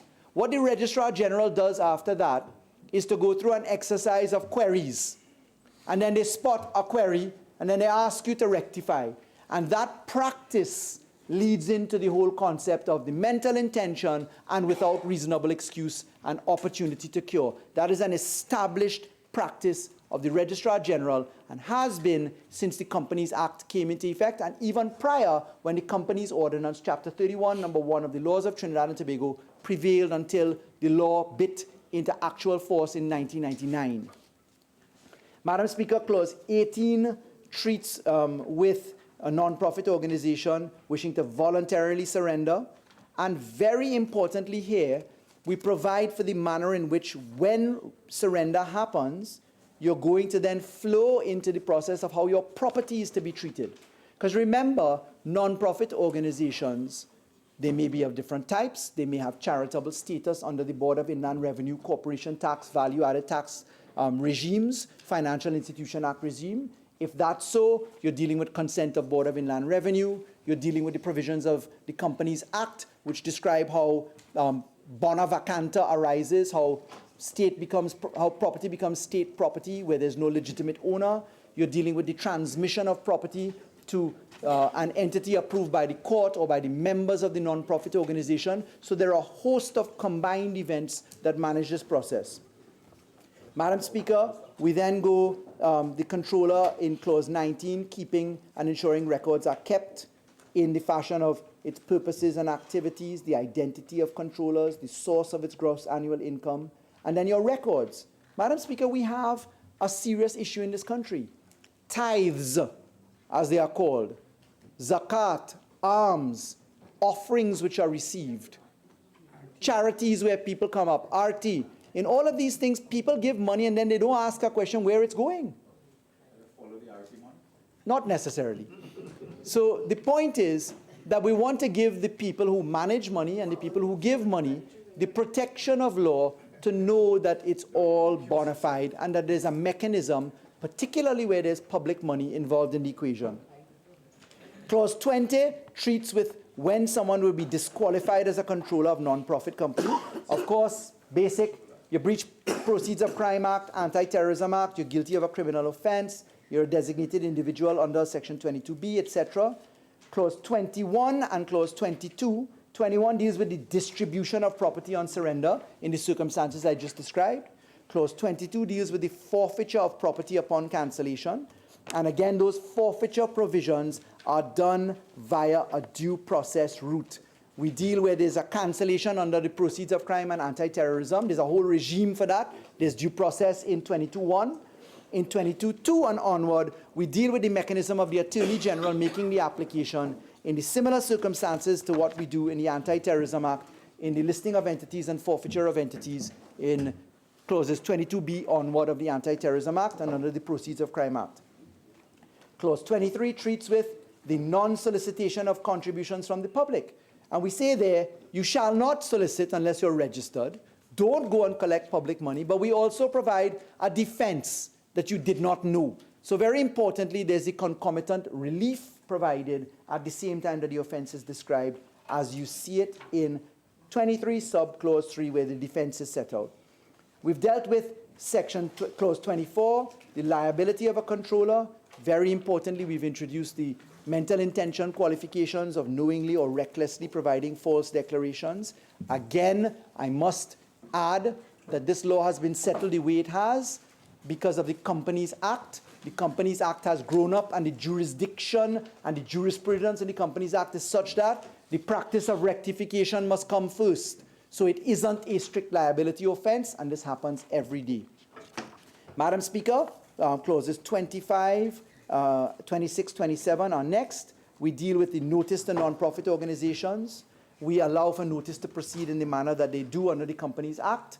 In clause 26, we bifurcate who makes regulations. Minister of Finance makes regulations for the FIU department, as is under the FIU Act, and the Attorney General or Minister of Legal Affairs makes the regulations for the Registrar General. We allow for the RG to make the prescribed forms, etc., which is in keeping with the Registrar General's legislation and Companies Act. And importantly, in clause 28, we allow for the operation immediately before commencement, i.e. transitional provisions. If we didn't allow for the transitioning and the grandfathering periods for the introduction of this law, we would make a mockery of the law in operationalizing it. 29 does the consequential amendments, Anti-Terrorism Act, Companies Act, FIU Act, and the Proceeds of Crime Act. In those circumstances, Madam Speaker, I am sure in saying that this has a legitimate aim, it is proportionate law, it uses measures which go no further than are required in law and that are known to the law. It is something which I think passes constitutional muster, not that this law at all intrudes in any 3/5 majority issues, Section 4 and Section 5 rights of the Constitution.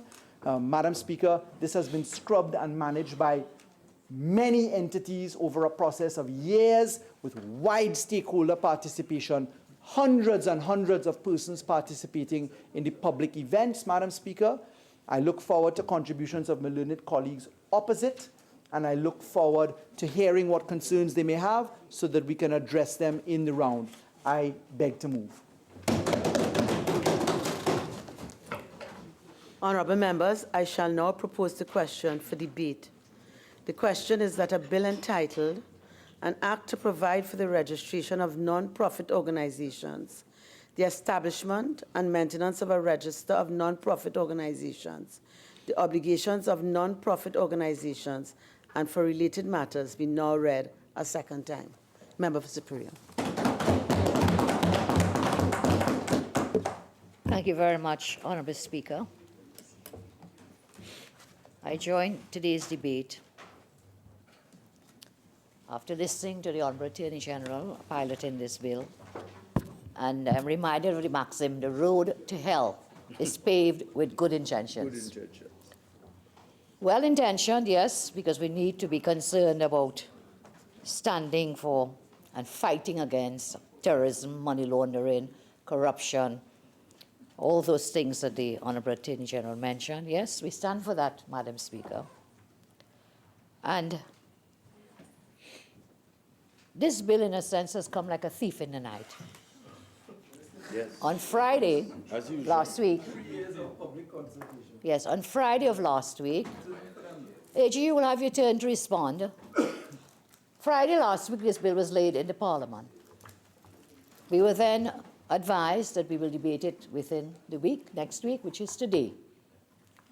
Then now, whilst the AG mentioned all these consultations that were held, it is interesting that I heard of no NGO or non-profit organization. I heard about state, I heard about, the majority was state, you mentioned the CSO, the BIR, all these other governmental institutions. And I didn't really hear him mention, and if he did, well, he can correct me, the thousands of persons out there who are involved in non-profit organizations. He's doing it after. The Honourable Attorney General has told us there are, what, 9,000, about 9,000 of these organizations known to the government. But having mentioned the way in which they are formed in law, the AG also left it open that they are far more than the thousands that he mentioned, because those are the ones registered on the Act of Parliament, those are the ones registered with some Ministry of Government, and those are the ones under Part 5 of the Companies Law. And he did say there are those non-formal ones, not registered anywhere. And Madam, I have a list here of NGOs put out. I will just put this up. It's from the Ministry of People and Social Development.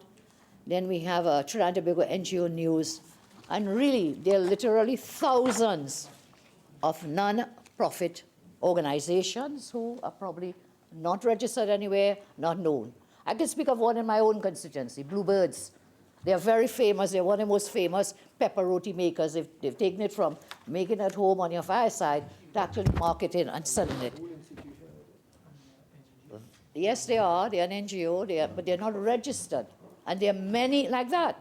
I can talk about Susu companies, ports facilities, and so on. It's a host of them, not within the formal sector, but operating charitably. The AG mentioned Friends of a particular constituency, community groups and so on. So there are thousands of these out there. So the reach of this bill is very, very wide. And as I said, I did not hear the mention of any of these organizations being consulted. AG mentioned public, there were public hearings.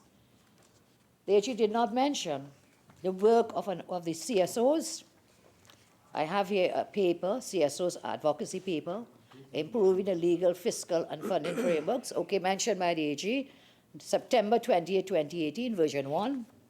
Then November 2018, version 2, which is recently. And then their comments dated November 5th, 2018, on what may have well been this version of the bill, I can't see, and their comments on the bill. Now, whilst it is that some consultations may have taken place, it is very clear that this has not drilled down far enough. And when you look at the release put out by Fishermen and Friends of the Sea recently, yesterday in fact, I would like to read a little of that.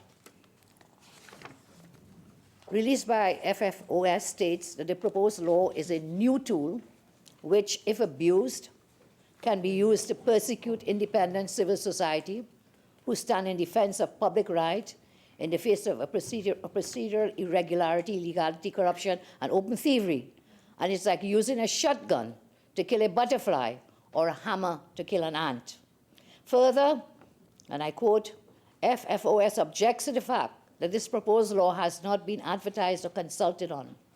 For government to slip this bill in an attempt to pass it like a thief in the night, stealing a march without public knowledge or any consultation whatsoever, an attempt to do this with a simple majority is further cause for alarm.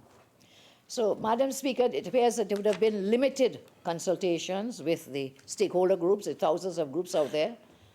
And, you know, I consider it would be most improper in a participatory democracy such as ours, that there is not this opportunities were not afforded to the stakeholders who would be directly affected. Disrespect. And they should be given that opportunity, Madam Speaker, to take this version of the bill, brought here on Friday, to have a look at what this bill does. And Madam Speaker, the legislative objects of this bill, you know, seem very, very simple. In the long title of the bill, it says the legislative aim is to provide for the registration of non-profit organizations, the establishment and maintenance of a register of non-profit organizations, the obligations of non-profit organizations and for related matters. I've looked at the proposed legislation, stated aims, legislative aim, and I'm firmly of the view that while the express intention of the bill may cross the constitutional hurdle or the threshold of pursuing a legitimate aim, the bill as presently drafted does not strike a proper balance between the citizens' rights and the rights of the state. The bill, in certain clauses, proposes to interfere with rights to property of non-profit bodies in certain circumstances, but this interference does not afford citizens, being members of the organizations or the bodies themselves, does not afford or give them the guaranteed right to due process, and therefore, again, is a violation of constitutionally guaranteed rights to property and the taking away of property without due process. I will come to those clauses, but I'm just summarizing, giving an overview. There are clauses in the bill which are clearly disproportionate, and powers are proposed to be given to impose sanctions which are arbitrary and not properly justified in law or logic. Attempts are made in the legislation to provide procedural safeguards, but those said safeguards suffer from a lack of defined procedural provisions to give effect to same.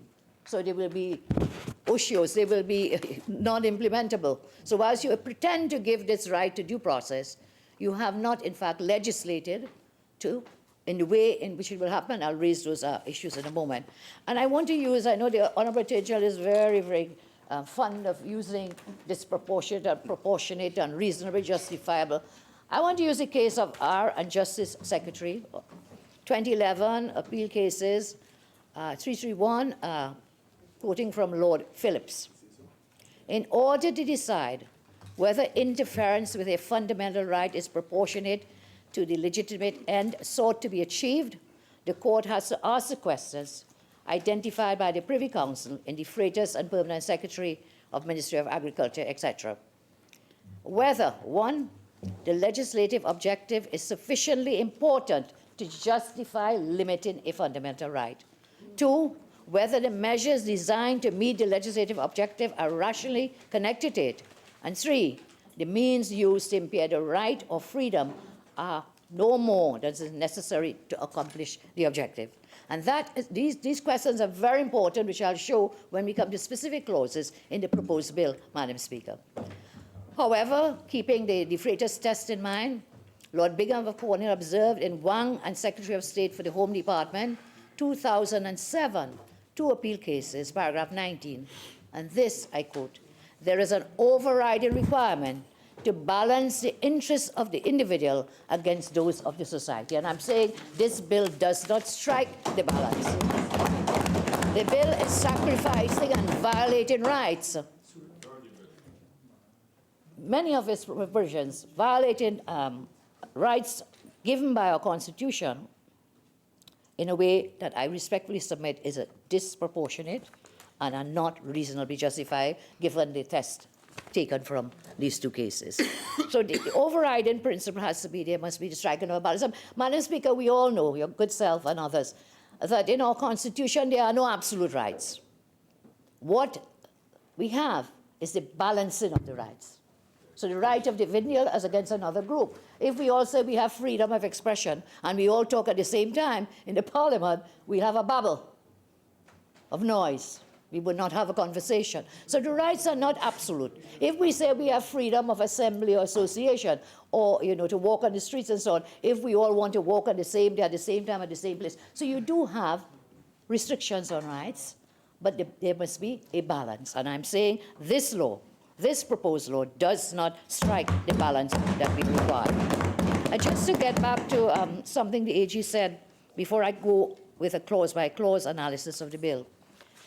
The AG mentioned, all these non-profit organizations and all the things they could do or cannot do, and we need to rein them in, we need to regulate them. Can I ask a question? The AG told us here last week there are over 104,000 companies. Am I correct? 104,000 companies. 84,000 functional. And now he's saying they're out of those, or apart from those, we have about 8,000 or 9,000 non-profit ones. So what about all the other 100,000 private companies, for-profit companies? Why are you not reining them in? Why are you not reining them in? Why don't you follow where the profit is? So you have publicly traded companies, you have the SEC, you have the SEC. What about the private companies? Because you see, madam, there are people with many companies right here getting $23 million contracts and more $1 million contracts. That's where the money is. That is where the money is. Follow the money. But you are coming at the small man, the little man, the charitable man, the sporting group, the village council, the pepperoni producer, the bacon shark producer. You're coming at the small man as your first hit. I'm not saying you must not come, but that's your first hit, man, and you have not properly consulted with them, and you seek to violate their rights, and you come here with such grave conviction. Grave conviction. I am very distressed, Madam Speaker, at the manner in which this government is seeking to operate.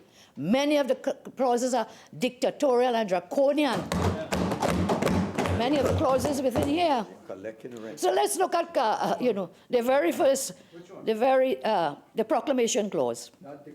So I've dealt with, I'll come back to dictatorial, madam, but I'm going to do clause by clause. So let's take the proclamation clause to start with.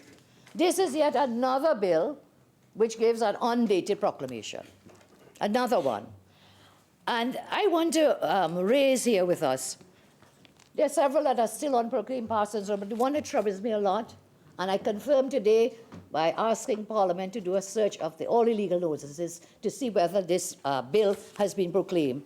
This is the motor vehicles and Road Traffic Amendment Bill 2017. This bill came in, introduced on the 7th February 2017. We are in which year now? 2019. So 2 years ago, this bill was introduced into the House.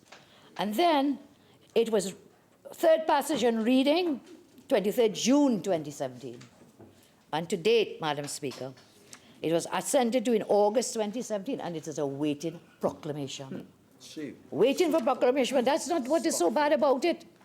This is, you could hear the Attorney General, Honorable, in this Parliament, winding up on this bill and issue. Look, this bill, this motor thing, you know what? We're going to deal with the backlog of cases. 100,000 traffic cases. One, we'll deal with it. We'll free up the police to go and do their jobs. We'll free up the magistrates. We'll free up everybody so we could concentrate on the real business. Bring down the backlog. To date, what is the backlog? The AG had told us 102,000 cases still there. Go to the last judicial report. Go to the last judicial report. 102,000 filed as of July 20 last year. As of July 2018, yes? And the disposal rate is a very small rate, maybe 40 to 50%. So each year it is building and building. But here was this great boss. I have to Hansard here, but time will not permit, but I can quote that Hansard of the 23rd of June 2017. We have reached past the whole assembly, in the whole of 18, into 19, and this bill is not proclaimed.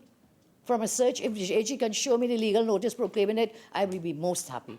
Because I was very happy, we were happy, we had concerns about it, but we were happy that it was something that we could support to take away these thousands of traffic cases, to decriminalize these cases. In fact, the AG mentioned that earlier, when in answer to a question here, that, you know, in speeding up the justice system and so on, we had decriminalized all these traffic offenses. So, and you know, whilst that is happening, you see, whilst this will help us with law, whilst that was to help us with the justice system and whatever, we are coming today to find out how many, 140 murders, Madam Speaker. Robberies have increased as well. And we are seeing that, we are saying if you had freed up those police officers, don't have to go to court every day, what would have happened? You would be better in doing the work of the TTPS rather than being prosecutors in court and going to court and waiting and postponing and so on. Hasn't happened. And I raise this particular one because, again, it's not just about passing law, you know. It's not just about passing law. You see, I saw the Minister Griffith, we passed the law today. You don't implement it 2 years later. I see Commissioner of Police Griffith laments salaries for suspended officers. But he also talked about such other things, about lack of dollars, lack of dollars, lack of money is coming. Order 48-1, please. She's making a... Yes, because it's so bad, you see. Okay, so Member for Siparia, I will uphold the objection. I understood why you went off track a bit to show an example with respect to your point about the proclamation clause, but I think you should get back to the matter at hand, please. Thank you. Again, a bill with a clause saying to be proclaimed at some future date. Perhaps the Honourable AG will tell us what is the time frame, so that persons who will be affected by this will know how much time they have to prepare for when this bill comes in effect, and then they'll have the 1 year within the date of commencement of the law. So on the basis of proclamation, the AG tells us we're going to fight crime with this bill too. But then if it's not proclaimed, what happens? And that was the main point of that. I move now to the interpretation clause of the bill, which is clause 3. And again, I am amazed that what we say this week, last week we forgot we said it last week, or what we did, this government does that all the time. It does it all the time, that they flip-flop. We saw it with somebody, the Prime Minister did not negotiate gas price. And yet we have him right here in the Hansard saying he did so. Right here in this Parliament. So here we are. Cash. The definition of cash, Madam Speaker.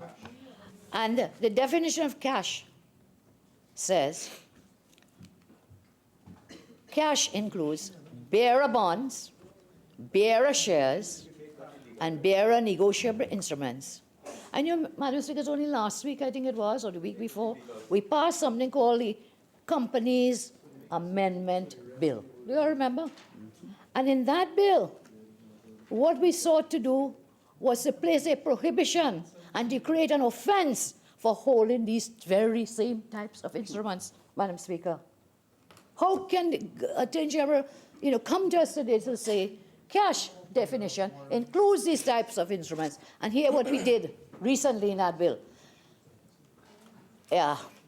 Section 33 of the Act was amended by repealing subsection 2 and replacing same with new sections 2 to 13. So you had at least 11 sub-clauses dealing with these kinds of instruments that we are now being told is being defined here, which means that it's part of transactions taking place.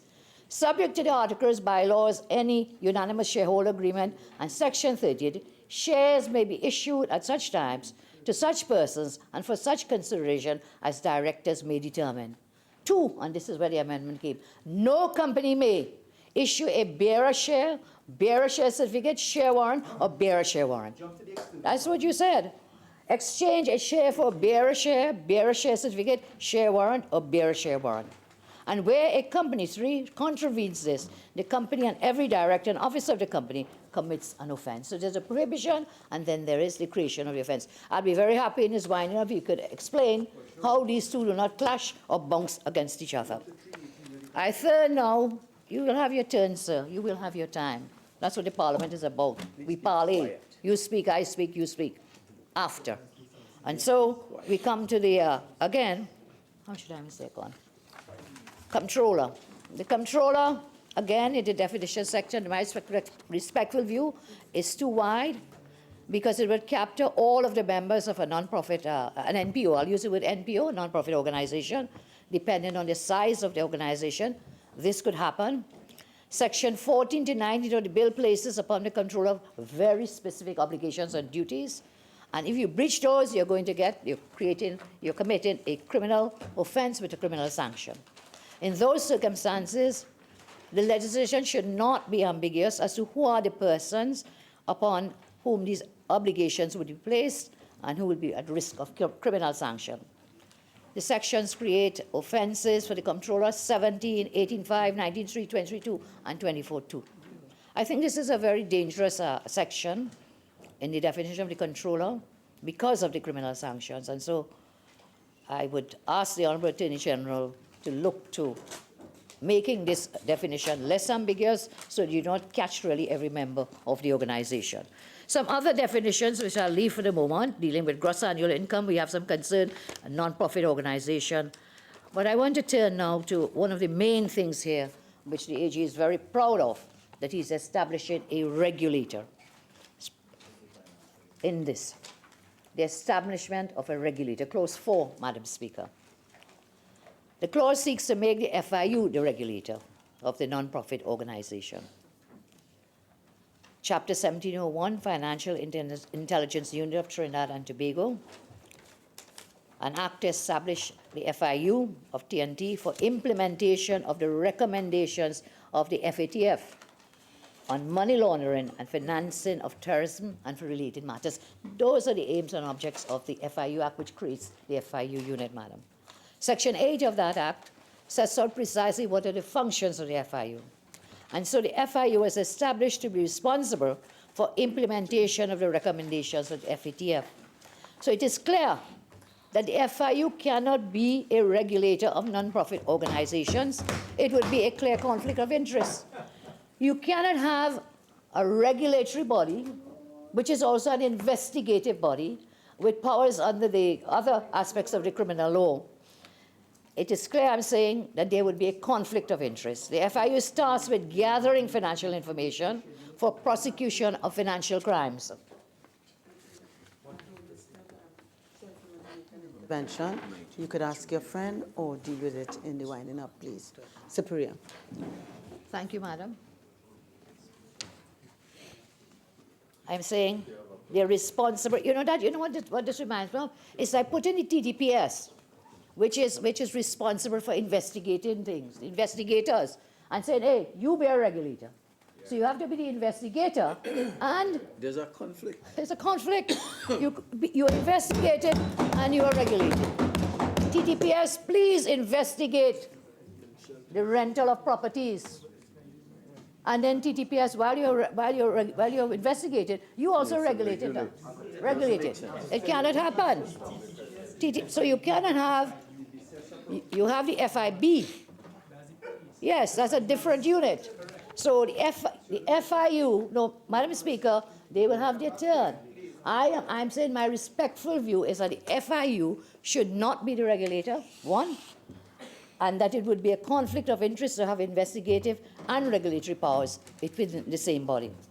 Such an arrangement will put in jeopardy potential prosecutions for persons who may have committed offenses under this Act and under the Proceeds of Crime Act and the Anti-Terrorism Act. With respect to the, again, the FIU as a regulator, you know, the AG told us in his opening that he worked with the UK Charities Commission. And he would have seen that in the UK, what is there? Their law allows for a charities commission, an independent commission that is answerable to the Parliament, will provide reports to the Parliament and parliamentary oversight, and it is apolitical, it's outside of the ambit and remit of any politician. That's what they have. Why did we not adopt a similar thing? Why did we not go along that route? And they have been in this business a long time, you know, quite for a long while. So let's look at that, Honourable Attorney General. When you work with the UK Charities Commission, were these suggestions put forward at all? I'm saying we do not support the FIU to be the regulator of the non-profit organizations. I want to turn now to another clause, the power to grant or renew registration. This is clause 6, Madam Speaker. What are the consequences for the organization during the period between application and registration, clause 6, while the Act is in force? What happens if the Registrar General does not approve the application within the 30-day period provided for approval when there is a criminal sanction, a penal consequence for the operation without registration? So you say I must do it within 30 days, but the registrar doesn't put me on the register. Doesn't happen. What happens? What happens when I am then subject to a criminal sanction? Clause 6(2)(d). This here, Madam Speaker, is one of the many reasons why I, in all good conscience, cannot support this legislation. And this is about the grounds upon which the registrar may refuse to register a non-profit organization. Ground 6(2)(d). So they will not register you. The clause 6(2) provides that a basis to refuse registration is that the controller is disqualified under clause 20. So we have to pass forward clause 20. What's 20 say? Let's see how this works in real life. Under clause 20, a person who satisfies any of the criteria is automatically disqualified. And what is one of those, Madam Speaker? Clause 20(b). A person who is found guilty of a criminal offense which carries a penalty of a term of imprisonment of 3 years or more, is automatically disqualified. So what will happen with vision and mission, for example? What will happen to vision and mission? What will happen? It's a good program, but you have automatically disqualified him by clause 6(2)(d) added to 20(b). 20(b) says you're automatically disqualified if you've served, found guilty of a criminal offense with a penalty of 3 years or more. They didn't read that. No. You see, this is the flip-flopping of this government. Because a short while ago, if you go up on the Office of the Prime Minister's website, the Prime Minister was praising Wayne Chance and Vision and Mission. Yes, praising Wayne Chance, Vision and Mission speech by the Prime Minister, 12th October 2017, when they were probably drafting this bill. And then on about turn with a 180 spin degree, 180 turn degree, you'll slap him in the face. You're praising him. What great work he's doing, man. Mr. Chance, I couldn't say no to him. Mr. Chance, all through the speech. Yes, Mr. Chance, I pay tribute to him and so on. Glowing tribute. And a few months later, whop, you are disqualified. You cannot be a controller. But he is.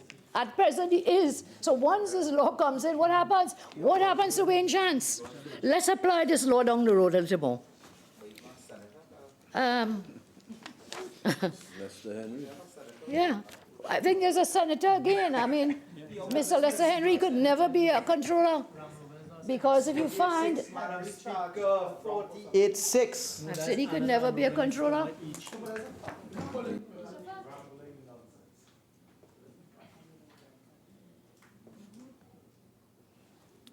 A member for Superior. I uphold the objection. Please withdraw that and continue. So a person, withdrawn on that specific point there, madam. Any person found driving under the influence will be automatically disqualified from being a controller. And there are several other areas of the law, madam, where this clause, again I say, is disproportionate, is really what FOS talked about, taking a hammer to kill a fly or a butterfly, as the case may be. This clause is a collective slap in the faces of all these people. Today I want to stand up for vision and mission. I want to stand for the good work of people like Pastor Wilmer Kelly. They've been doing human service in the prisons of our country, and a key person driving the reform of persons who have made mistakes, but they deserve a second chance.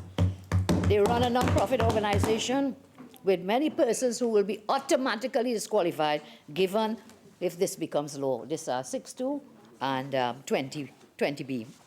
I turn now, Madam Speaker, to clause 8, 9, 10. Cancellation of registration, clause 10(1)(c). With respect to the power to cancel, so the Registrar General in 10(1) can cancel for various reasons. And one of those is 10(1)(c). Honourable Member for Superior. Sorry, ma'am. Your original speaking time is now spent. You're entitled 15 more minutes to complete your presentation. You may proceed. Thank you very much.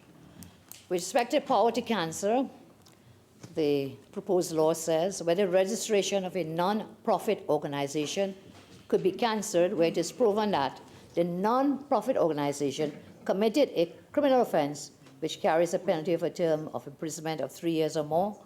I submit that this would be unworkable because it does not limit the offense that justifies the cancellation to one carried out by the organization in the performance of its objects. An entity must act through its members, and where the entity is not registered, it will not benefit from protection of separate legal personality. So I think we could, on a Attorney General, put a limitation on this clause, triggering the grounds for cancellation. Now, the clauses that make for cancellation, we see where you can make an appeal, clause 13. Person can make an appeal, and the appeal is to the High Court, to a judge of the High Court. But, Madam Speaker, again, if the AG did work with the UK Charities Commission, we will see in 2006, they amended their law to remove applications to the High Court. So they want to cancel you, they want to deregister you, they want to refuse your application to register. The provision in the UK law prior to 2000 said go to court, go to court.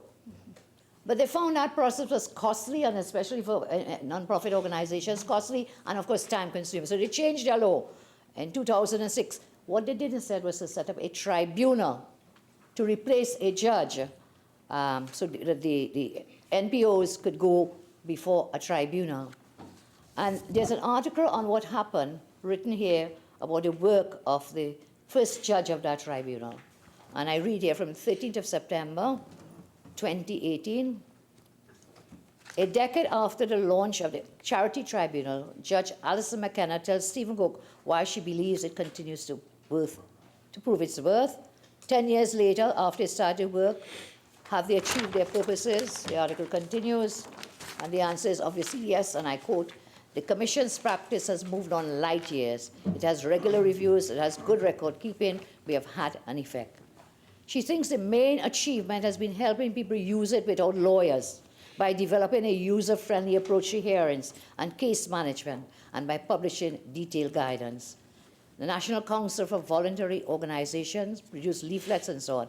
And so the tribunal has been found to be a very, very valuable tool, an asset in the whole regulation, monitoring, and administration of non-profit organizations. I would respectfully submit that the AG do some more homework on this and let us look to the establishment of the tribunal instead of the costly exercise of courts and already the total backlogging of our courts that he keeps and we keep complaining about all the time.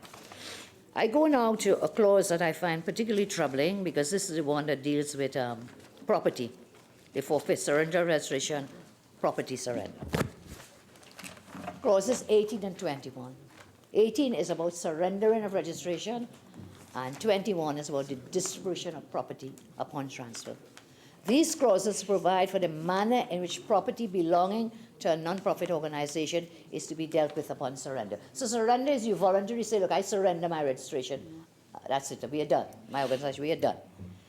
In the existing 316 of the Companies Act, there is a similar provision for surrendering. There's a requirement in both pieces of legislation for the property to be transferred to such other non-profit organization that members approve. Now, I cannot understand the rationale for this requirement, as will clearly be an infringement, a violation of your property rights. Because if you surrender, they are going now to give it to somebody else.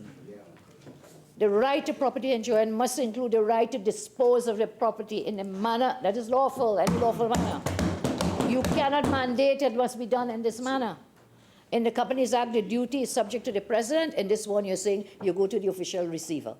But the bottom line is you surrender it, you have to give it to someone else, another NPA, another non-profit organization.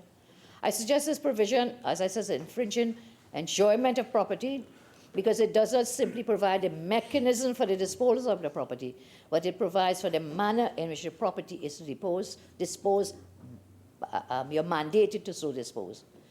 And this infringement is non-conditional, is not conditional upon any contravention of the law.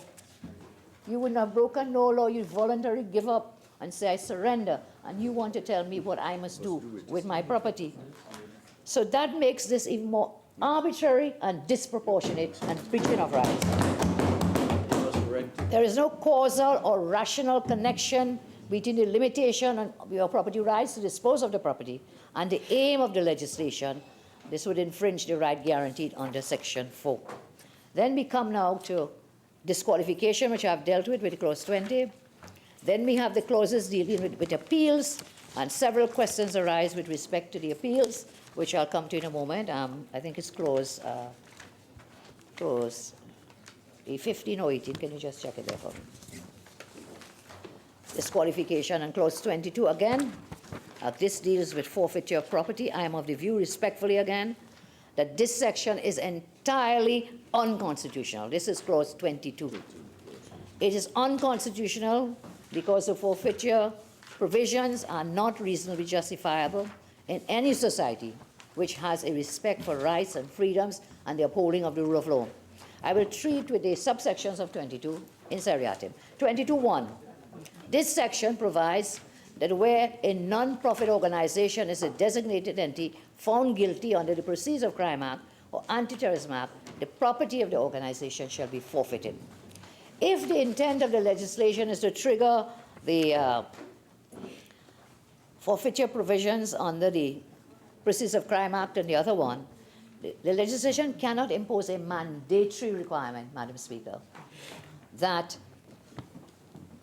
the property will be forfeited.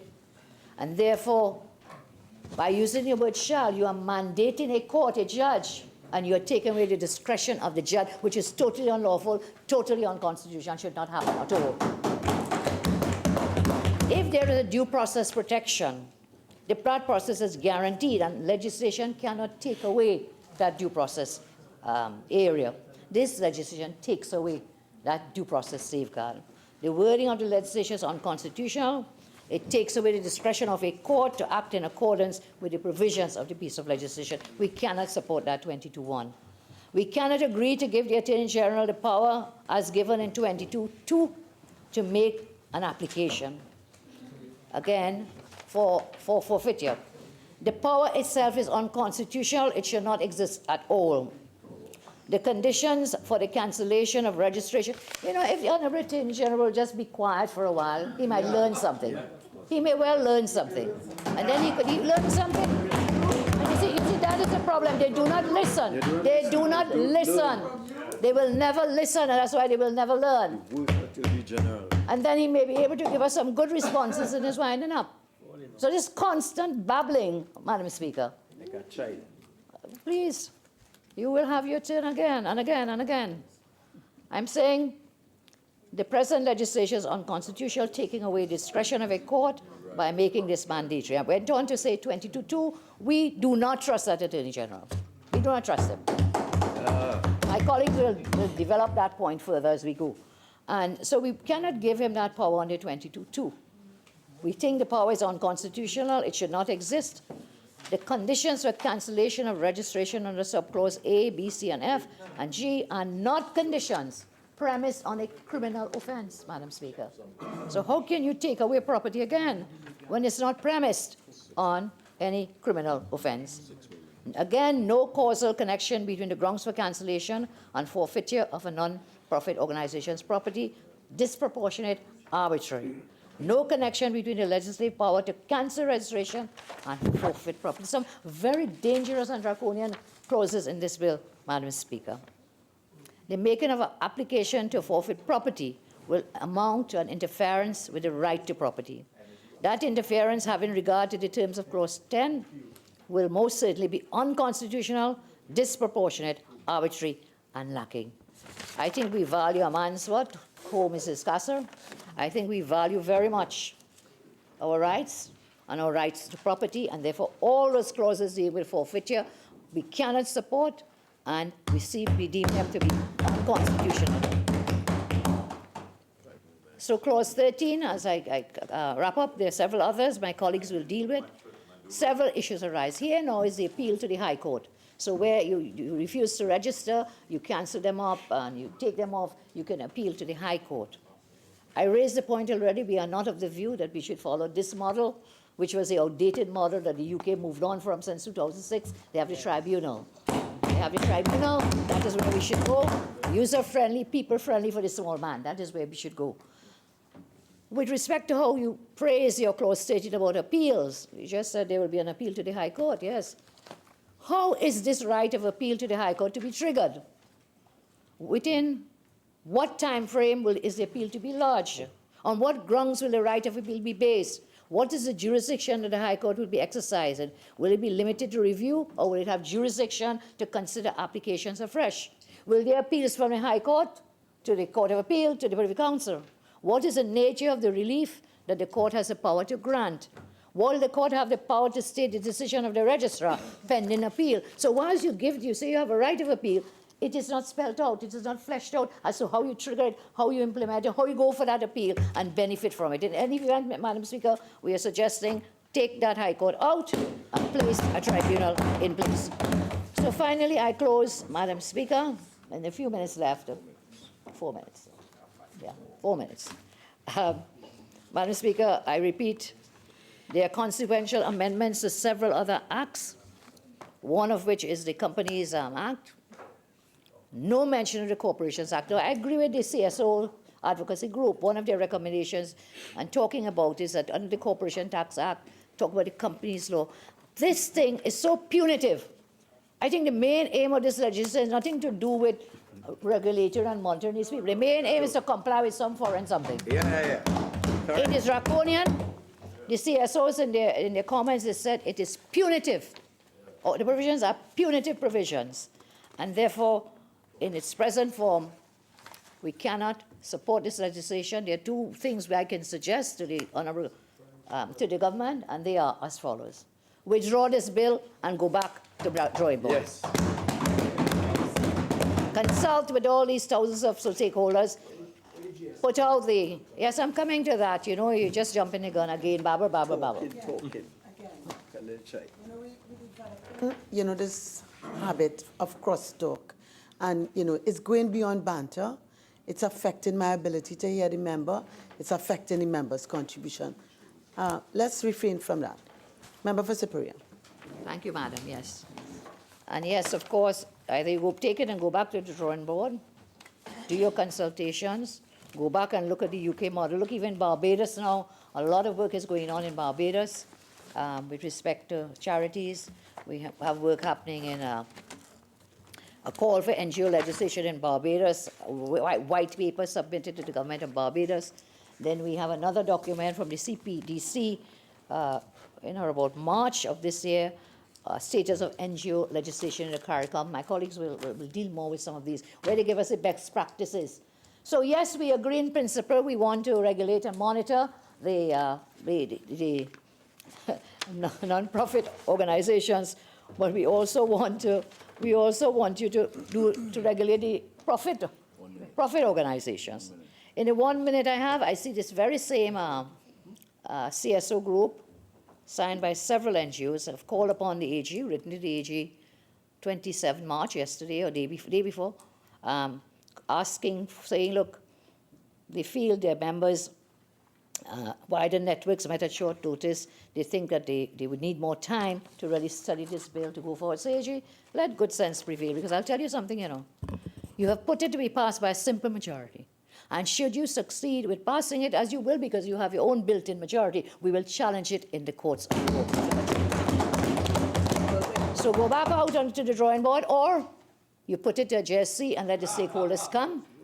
Those are the two options that I see at this time. I thank you very much, Madam Speaker. Member for Orukuchis. Thank you very much, Madam Speaker.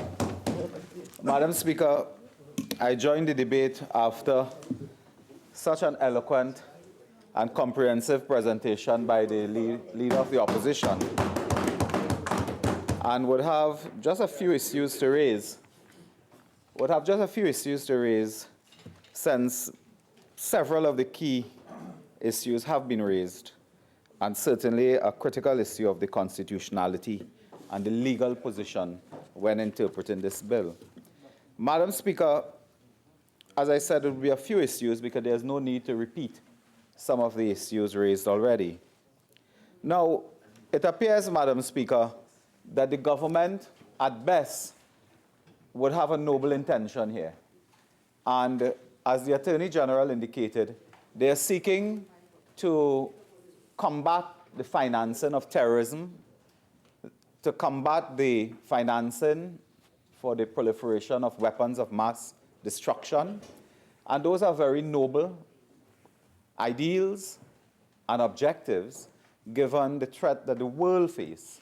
And Trinidad and Tobago, I imagine, is not isolated from the problems that we face across the globe in terms of dealing with groups and individuals that finance terrorism and the proliferation of weapons of mass destruction. In fact, Madam Speaker, the Attorney General is on a campaign.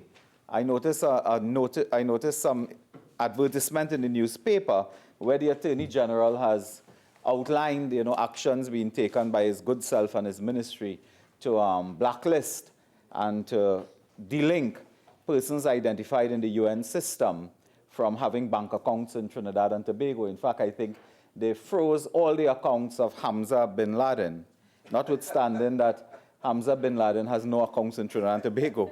But they are pursuant to the UN objectives, so that they advertise in the newspaper all sort of organizations that they are taking action against. And one really is not clear whether any of those organizations exist in the domestic jurisdiction. But having said that, this falls within that approach as well. The government, quite frankly, they're trying to kill one or two ducks. But what they have done is line up all the ducks. And they're firing at all, hoping that the one or two they need, they will kill. At the end of the day, they will kill all the ducks. You are really targeting one or two institutions or individuals that you believe, you may have intelligence that they are involved in terrorism financing. But the way you are doing it is to slaughter everybody in sight. And that is wrong. That is wrong. The approach is wrong and deceptive, but the objective may be good. And you are in the process, as the leader of the opposition indicated, you are breaking the law in doing it. You cannot break the law. You cannot break the law in order to uphold the law. And Madam Speaker, what is 48.6 now? Member for Naparima. Member for Oropouche East, I'd ask you to say that in another way, please. I would ask you to withdraw that and say it in another way, and you can continue. Yes, Madam Speaker. The bill has a certain. I withdraw. What? I withdraw. And what I'm saying is that the bill, because it is ill-conceived and improperly drafted, may well be trampling on rights and, in that sense, breaking the law. Madam Speaker, and I think the member understands that. In the beginning, you know, the Attorney General is you know, want to be very eloquent and so on, but there are certain issues that the Attorney General can explain for the general population. Now, in this matter, this, as the leader of the opposition indicated, is a matter of people. It's about the people's sector. It involves thousands of citizens of this country throughout Trinidad and Tobago. So it's a people's bill. I am not sure that the people have been consulted, because for one, while you may have consulted ministries and organizations and so on, I am not sure if NGOs in my own constituency have asked around, and I'm not sure, I'm sure they did not participate. I am not sure they were invited and they did not participate. But the Attorney General can tell us in a little more detail which people's organization. Was it Vision on Mission? Was it you know, some other SIWA, Living Waters, these type of organizations? Huh? The Police Women's Association? Because, you know, I am not sure, let me get to the point quickly. I am not sure the Barrackpore Police Youth Club trying to finance terrorism. I am not sure the Barrackpore Sports Club or the Kuchawan Trace Blue Flames Sports Organization. I am not sure they're really contributing to weapons of mass destruction. And you are putting in place legislation to deal with everybody when not everybody breaking the law. And the government has this tendency now to look at any sector that's working and shake it down and say, why it working for? You know, I learned something in the construction sector. You mustn't shake a building to find out why it's standing. Don't shake the voluntary sector to find out why they're doing so well. In this country, with the decline of the economy and the withdrawal of the government from every sector in the economy, it is the voluntary sector that is propping up. That is propping up sports, culture. There's a lady in the East raising funds by way of barbecue and so on to buy sporting equipment for her daughter to represent Trinidad and Tobago. Health, there are people. When I speak about crosstalk, it's not just across the floor, okay? There are some echoes that are very persistent and even louder than the voice. They know themselves. I'll ask them to, again, regulate themselves. Member for Thank you very much, Madam Speaker. So, Madam Speaker, the Attorney General will do well to tell us whether or not sporting groups, cultural groups, the organizations linked to churches, mandir, mosque, whether or not they have ladies' organizations in some of these institutions, whether or not, you know, the Ramlila organization and so on, are they, for the purposes of this bill, are they non-profit organizations? And the Attorney General is nodding yes. Now, if that is so, that's a very serious matter, because there are certain consequences by setting up this business as it is. You are naming persons as controllers of organizations. In the grassroots community in rural Trinidad and elsewhere, the controller of an organization could change every Monday morning because they have a meeting Sunday night and throw him out. The controller of an organization could change because, you know, his son didn't get picked for the cricket team and he go on his way. And you are now linking this person in law and calling a controller. And a controller really means the person who drives the club, drives the organization. It could be a religious leader in some cases. You have a breakup in the church, religious leader gone. The next one replace him or her. So you go and you lick down, well, had it not been for a real Attorney General in this country, Mr. Anand Ram Logan, they would have destroyed a mandir. It was Lieutenant Ram Logan, Senior Counsel, to stop this government from destroying a place of worship. How could you as a government destroy a place of worship? And today, you want to prevent them from raising money for a place of worship, for religious activity. No, you must, even the RHA, but there are dangerous provisions in this bill. There's a provision here that allow a minister of all people to give consent and approval for a non-profit organization. Will it be the Calabar Foundation from Port of Spain South? Will it be the Calabar Foundation getting permission to go and collect money from the same ministry that the minister now gives approval for? Would it be the member for Labre who was collecting money from all the energy sector in Labre for a beauty pageant? And you didn't see the money, you didn't see the beauty? And they were collecting it, and then because of that conflicted herself when she could not support the workers in a struggle for better terms and conditions of employment. So members of parliament are also involved, Speaker, and that is the point. Oh, what standing order? I rise on standing order 46-6. 48-6. 46-6.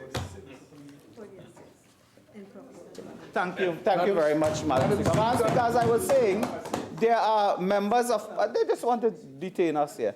Madam Speaker, there are members of parliament as well, and in our office, we would raise funds time and time again because we write the government for funding for a host of activities. National holidays, celebrations, sports, charitable organizations.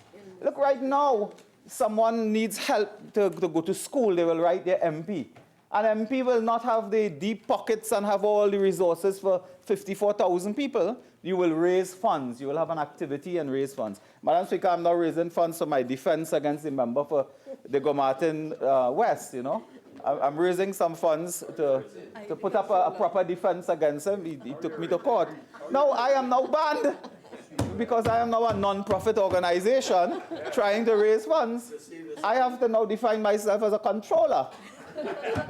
Madam Speaker, the problems start because you cannot take a net and throw it that way.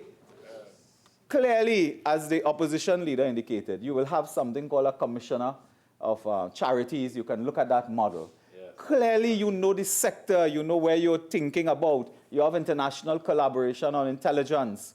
Clearly, if you're financing terrorism or weapons of mass destruction, you are moving money outside the jurisdiction. So it cannot be money being raised in Princestown for an activity in San Fernando. It cannot be money being raised in Arima for a Port of Spain show. It has to be money moving out of the country. Why don't you get a new structure that look at the NGO community and the non-profit organization that has international business, international accounts, and deal with money transfers, wire transfer, and so on. And you create a legal and regulatory structure for that. Nothing is wrong with that. But you cannot come with this kind of legislation and undermine and destroy and devastate the voluntary sector that is propping up the social economy. This is almost communist in nature. I said it just now, and people were laughing. This is what you do in authoritarian states, Madam Speaker. You do that in authoritarian states. And Madam Speaker, I was not surprised when my researchers pick up an article, Madam Speaker, Venezuela National Assembly bars foreign funding for NGOs, dated Wednesday, 22nd December 2010. This is what the Chavez and Maduro regime have done. They ban international financing for NGOs because they believe the NGOs support political parties in opposition to the government. This is the part of this, this dictatorship. So you have local elections, you have national general elections and so on coming up. And you start, to use a local term, I don't know if I could, you mako, but more than that, you dig up, you infiltrate every single organization that you believe may be giving a little donation to a political party or a candidate. When candidates go for screening as well in any party, you want to know whether they could finance themselves or something. It is the NGO sector. It is fraternal groups that get together and offer help. It's part of a democratic process that you are now seeking to control and undermine. And I told the Attorney General, I always remind him that you are the Attorney General today, you are not the Attorney General tomorrow. All these things you do is for another Attorney General. And the Attorney General has positioned that office as the kingmaker here, where the Attorney General, if you look at this business, the Attorney General is responsible for striking people out. Penalties, Madam Speaker, forfeiture of property revolves around the Attorney General. That office, in our democratic system, the Attorney General is a politician. In fact, the incumbent Attorney General was at some time recently the public relations officer of a party. No, I think they moved them out and put somebody else. He recused Madam Speaker, himself. Standing Order 48-1. Madam Speaker, so the point I'm making, Madam Speaker, the point I'm making Madam is Speaker, Standing Order Attorney, what are you 48-1. disturbing the Speaker?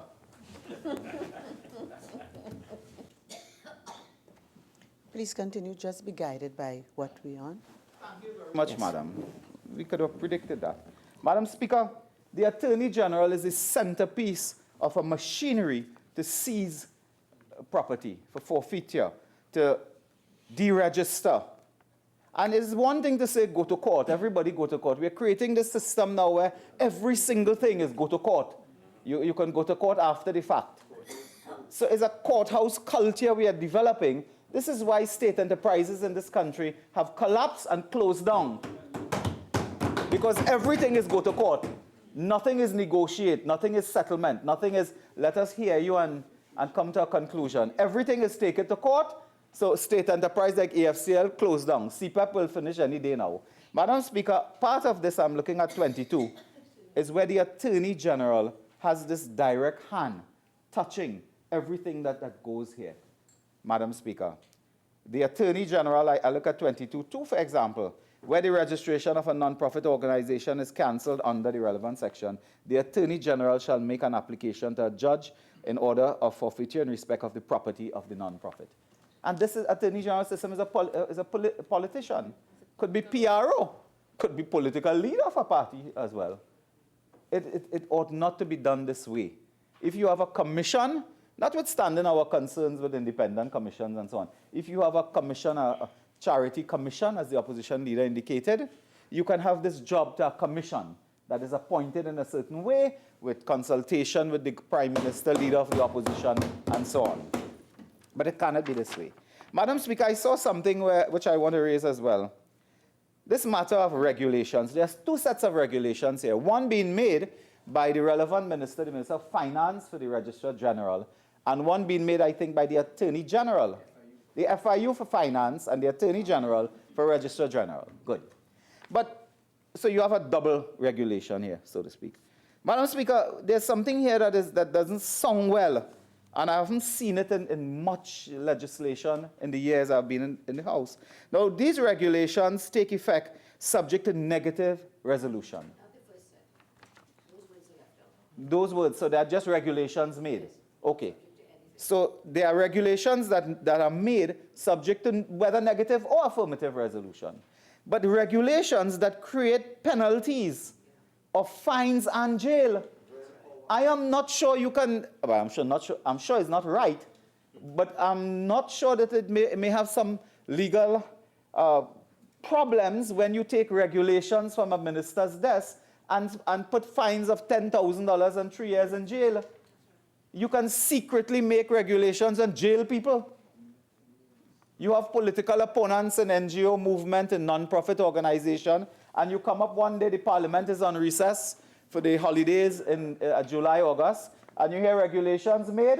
A series of regulations have been made, and let me read it. It's 25.26.4. Notwithstanding Section 63 of the Interpretation Act, regulations made pursuant to this act may prescribe penalties not exceeding $10,000 and 6 months imprisonment for offenses committed thereunder on summary conviction. So you can have a recess of the parliament. Minister make regulations for a jail term of 6 months. And it is regulation, it is not law. It is not a bill. It is subsidiary legislation. And this, I believe, was attempted earlier in something else, and I think we had raised it there as well. Madam Speaker, regulations particularly where it involves people's property, cash in some cases as well. You ought to make regulations subject to affirmative resolution of Parliament. That you come, you debate it, and you pass it. The government has a built-in majority by definition. So if you have regulations and you come for affirmative resolution, the chances are the government will have its way, generally. But the Parliament and the people will know what is happening. They will be aware. So, Madam Speaker, that 26(4) is offensive by itself and ought to be removed with the rest of the bill, but it ought to be removed with a focus on it, Madam Speaker. Madam Speaker, the clarity again, because clarity we seek here. I mentioned before this controller, and I don't know if in English in law, because sometimes with these type of legislation, Madam Speaker, you could be borrowing from other jurisdictions where English is not a first language necessarily. And you get terms coming into your legislation. This is, you have the controller. But the controller is also a senior officer of the non-profit organization. Now, who is the senior officer of a non-profit organization? Is it the oldest man or woman? Is it somebody who have been in the organization for X amount of years? 5 years, 10 years, 20 years? Is it someone who, I don't know. You have here a senior officer of the non-profit organization. Could be the controller. Now, this requires clarity in the context where in communities throughout the country and so on, you have these type of organizations linked sometimes to community centers where persons have been involved for 50 years.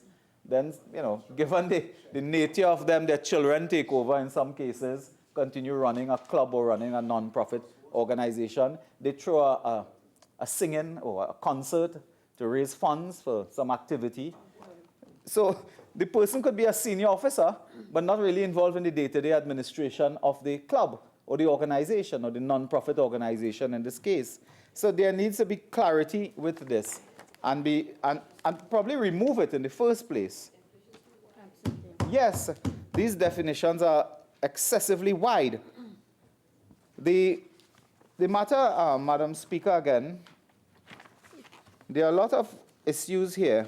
I raised before, and I just want to restate, this issue of members of parliament involved with NGO and raising money would also be caught by this legislation, the vision and mission people, and this requirement for registration and for indicating any change of registration requirements as set out, I believe, in Clause 5. So Clause 5 provide the information that you require to give the Registrar General. And it creates a bureaucracy.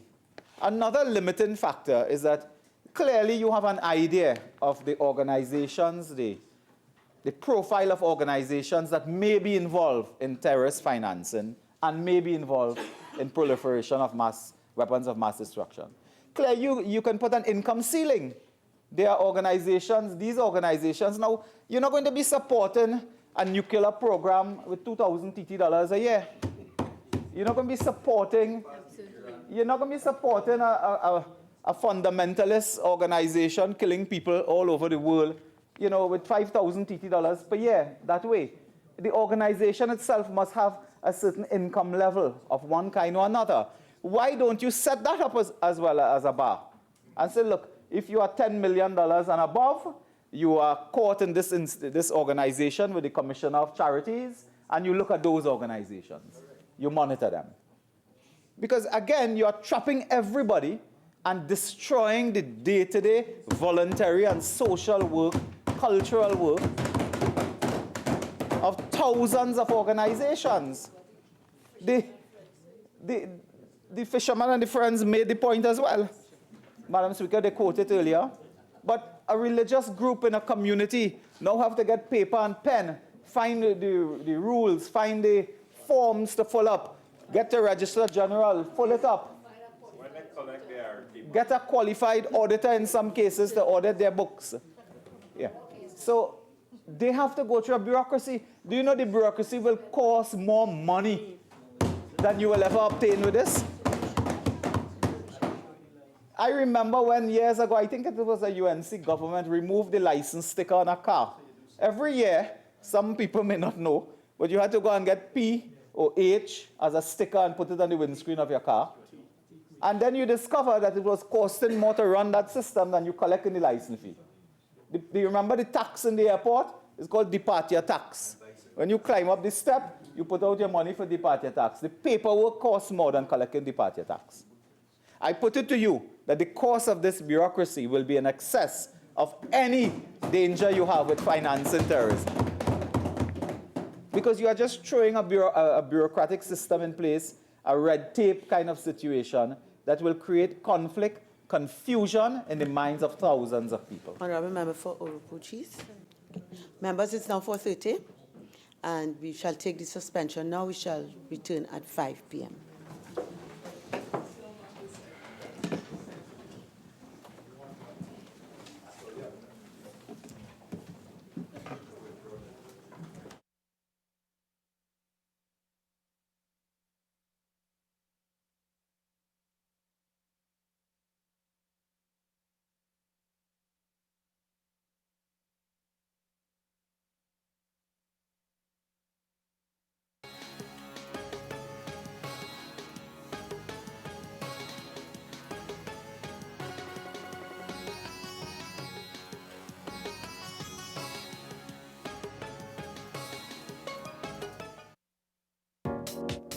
Follow the Parliament of Trinidad and Tobago on Twitter. Our call sign is @TTParliament.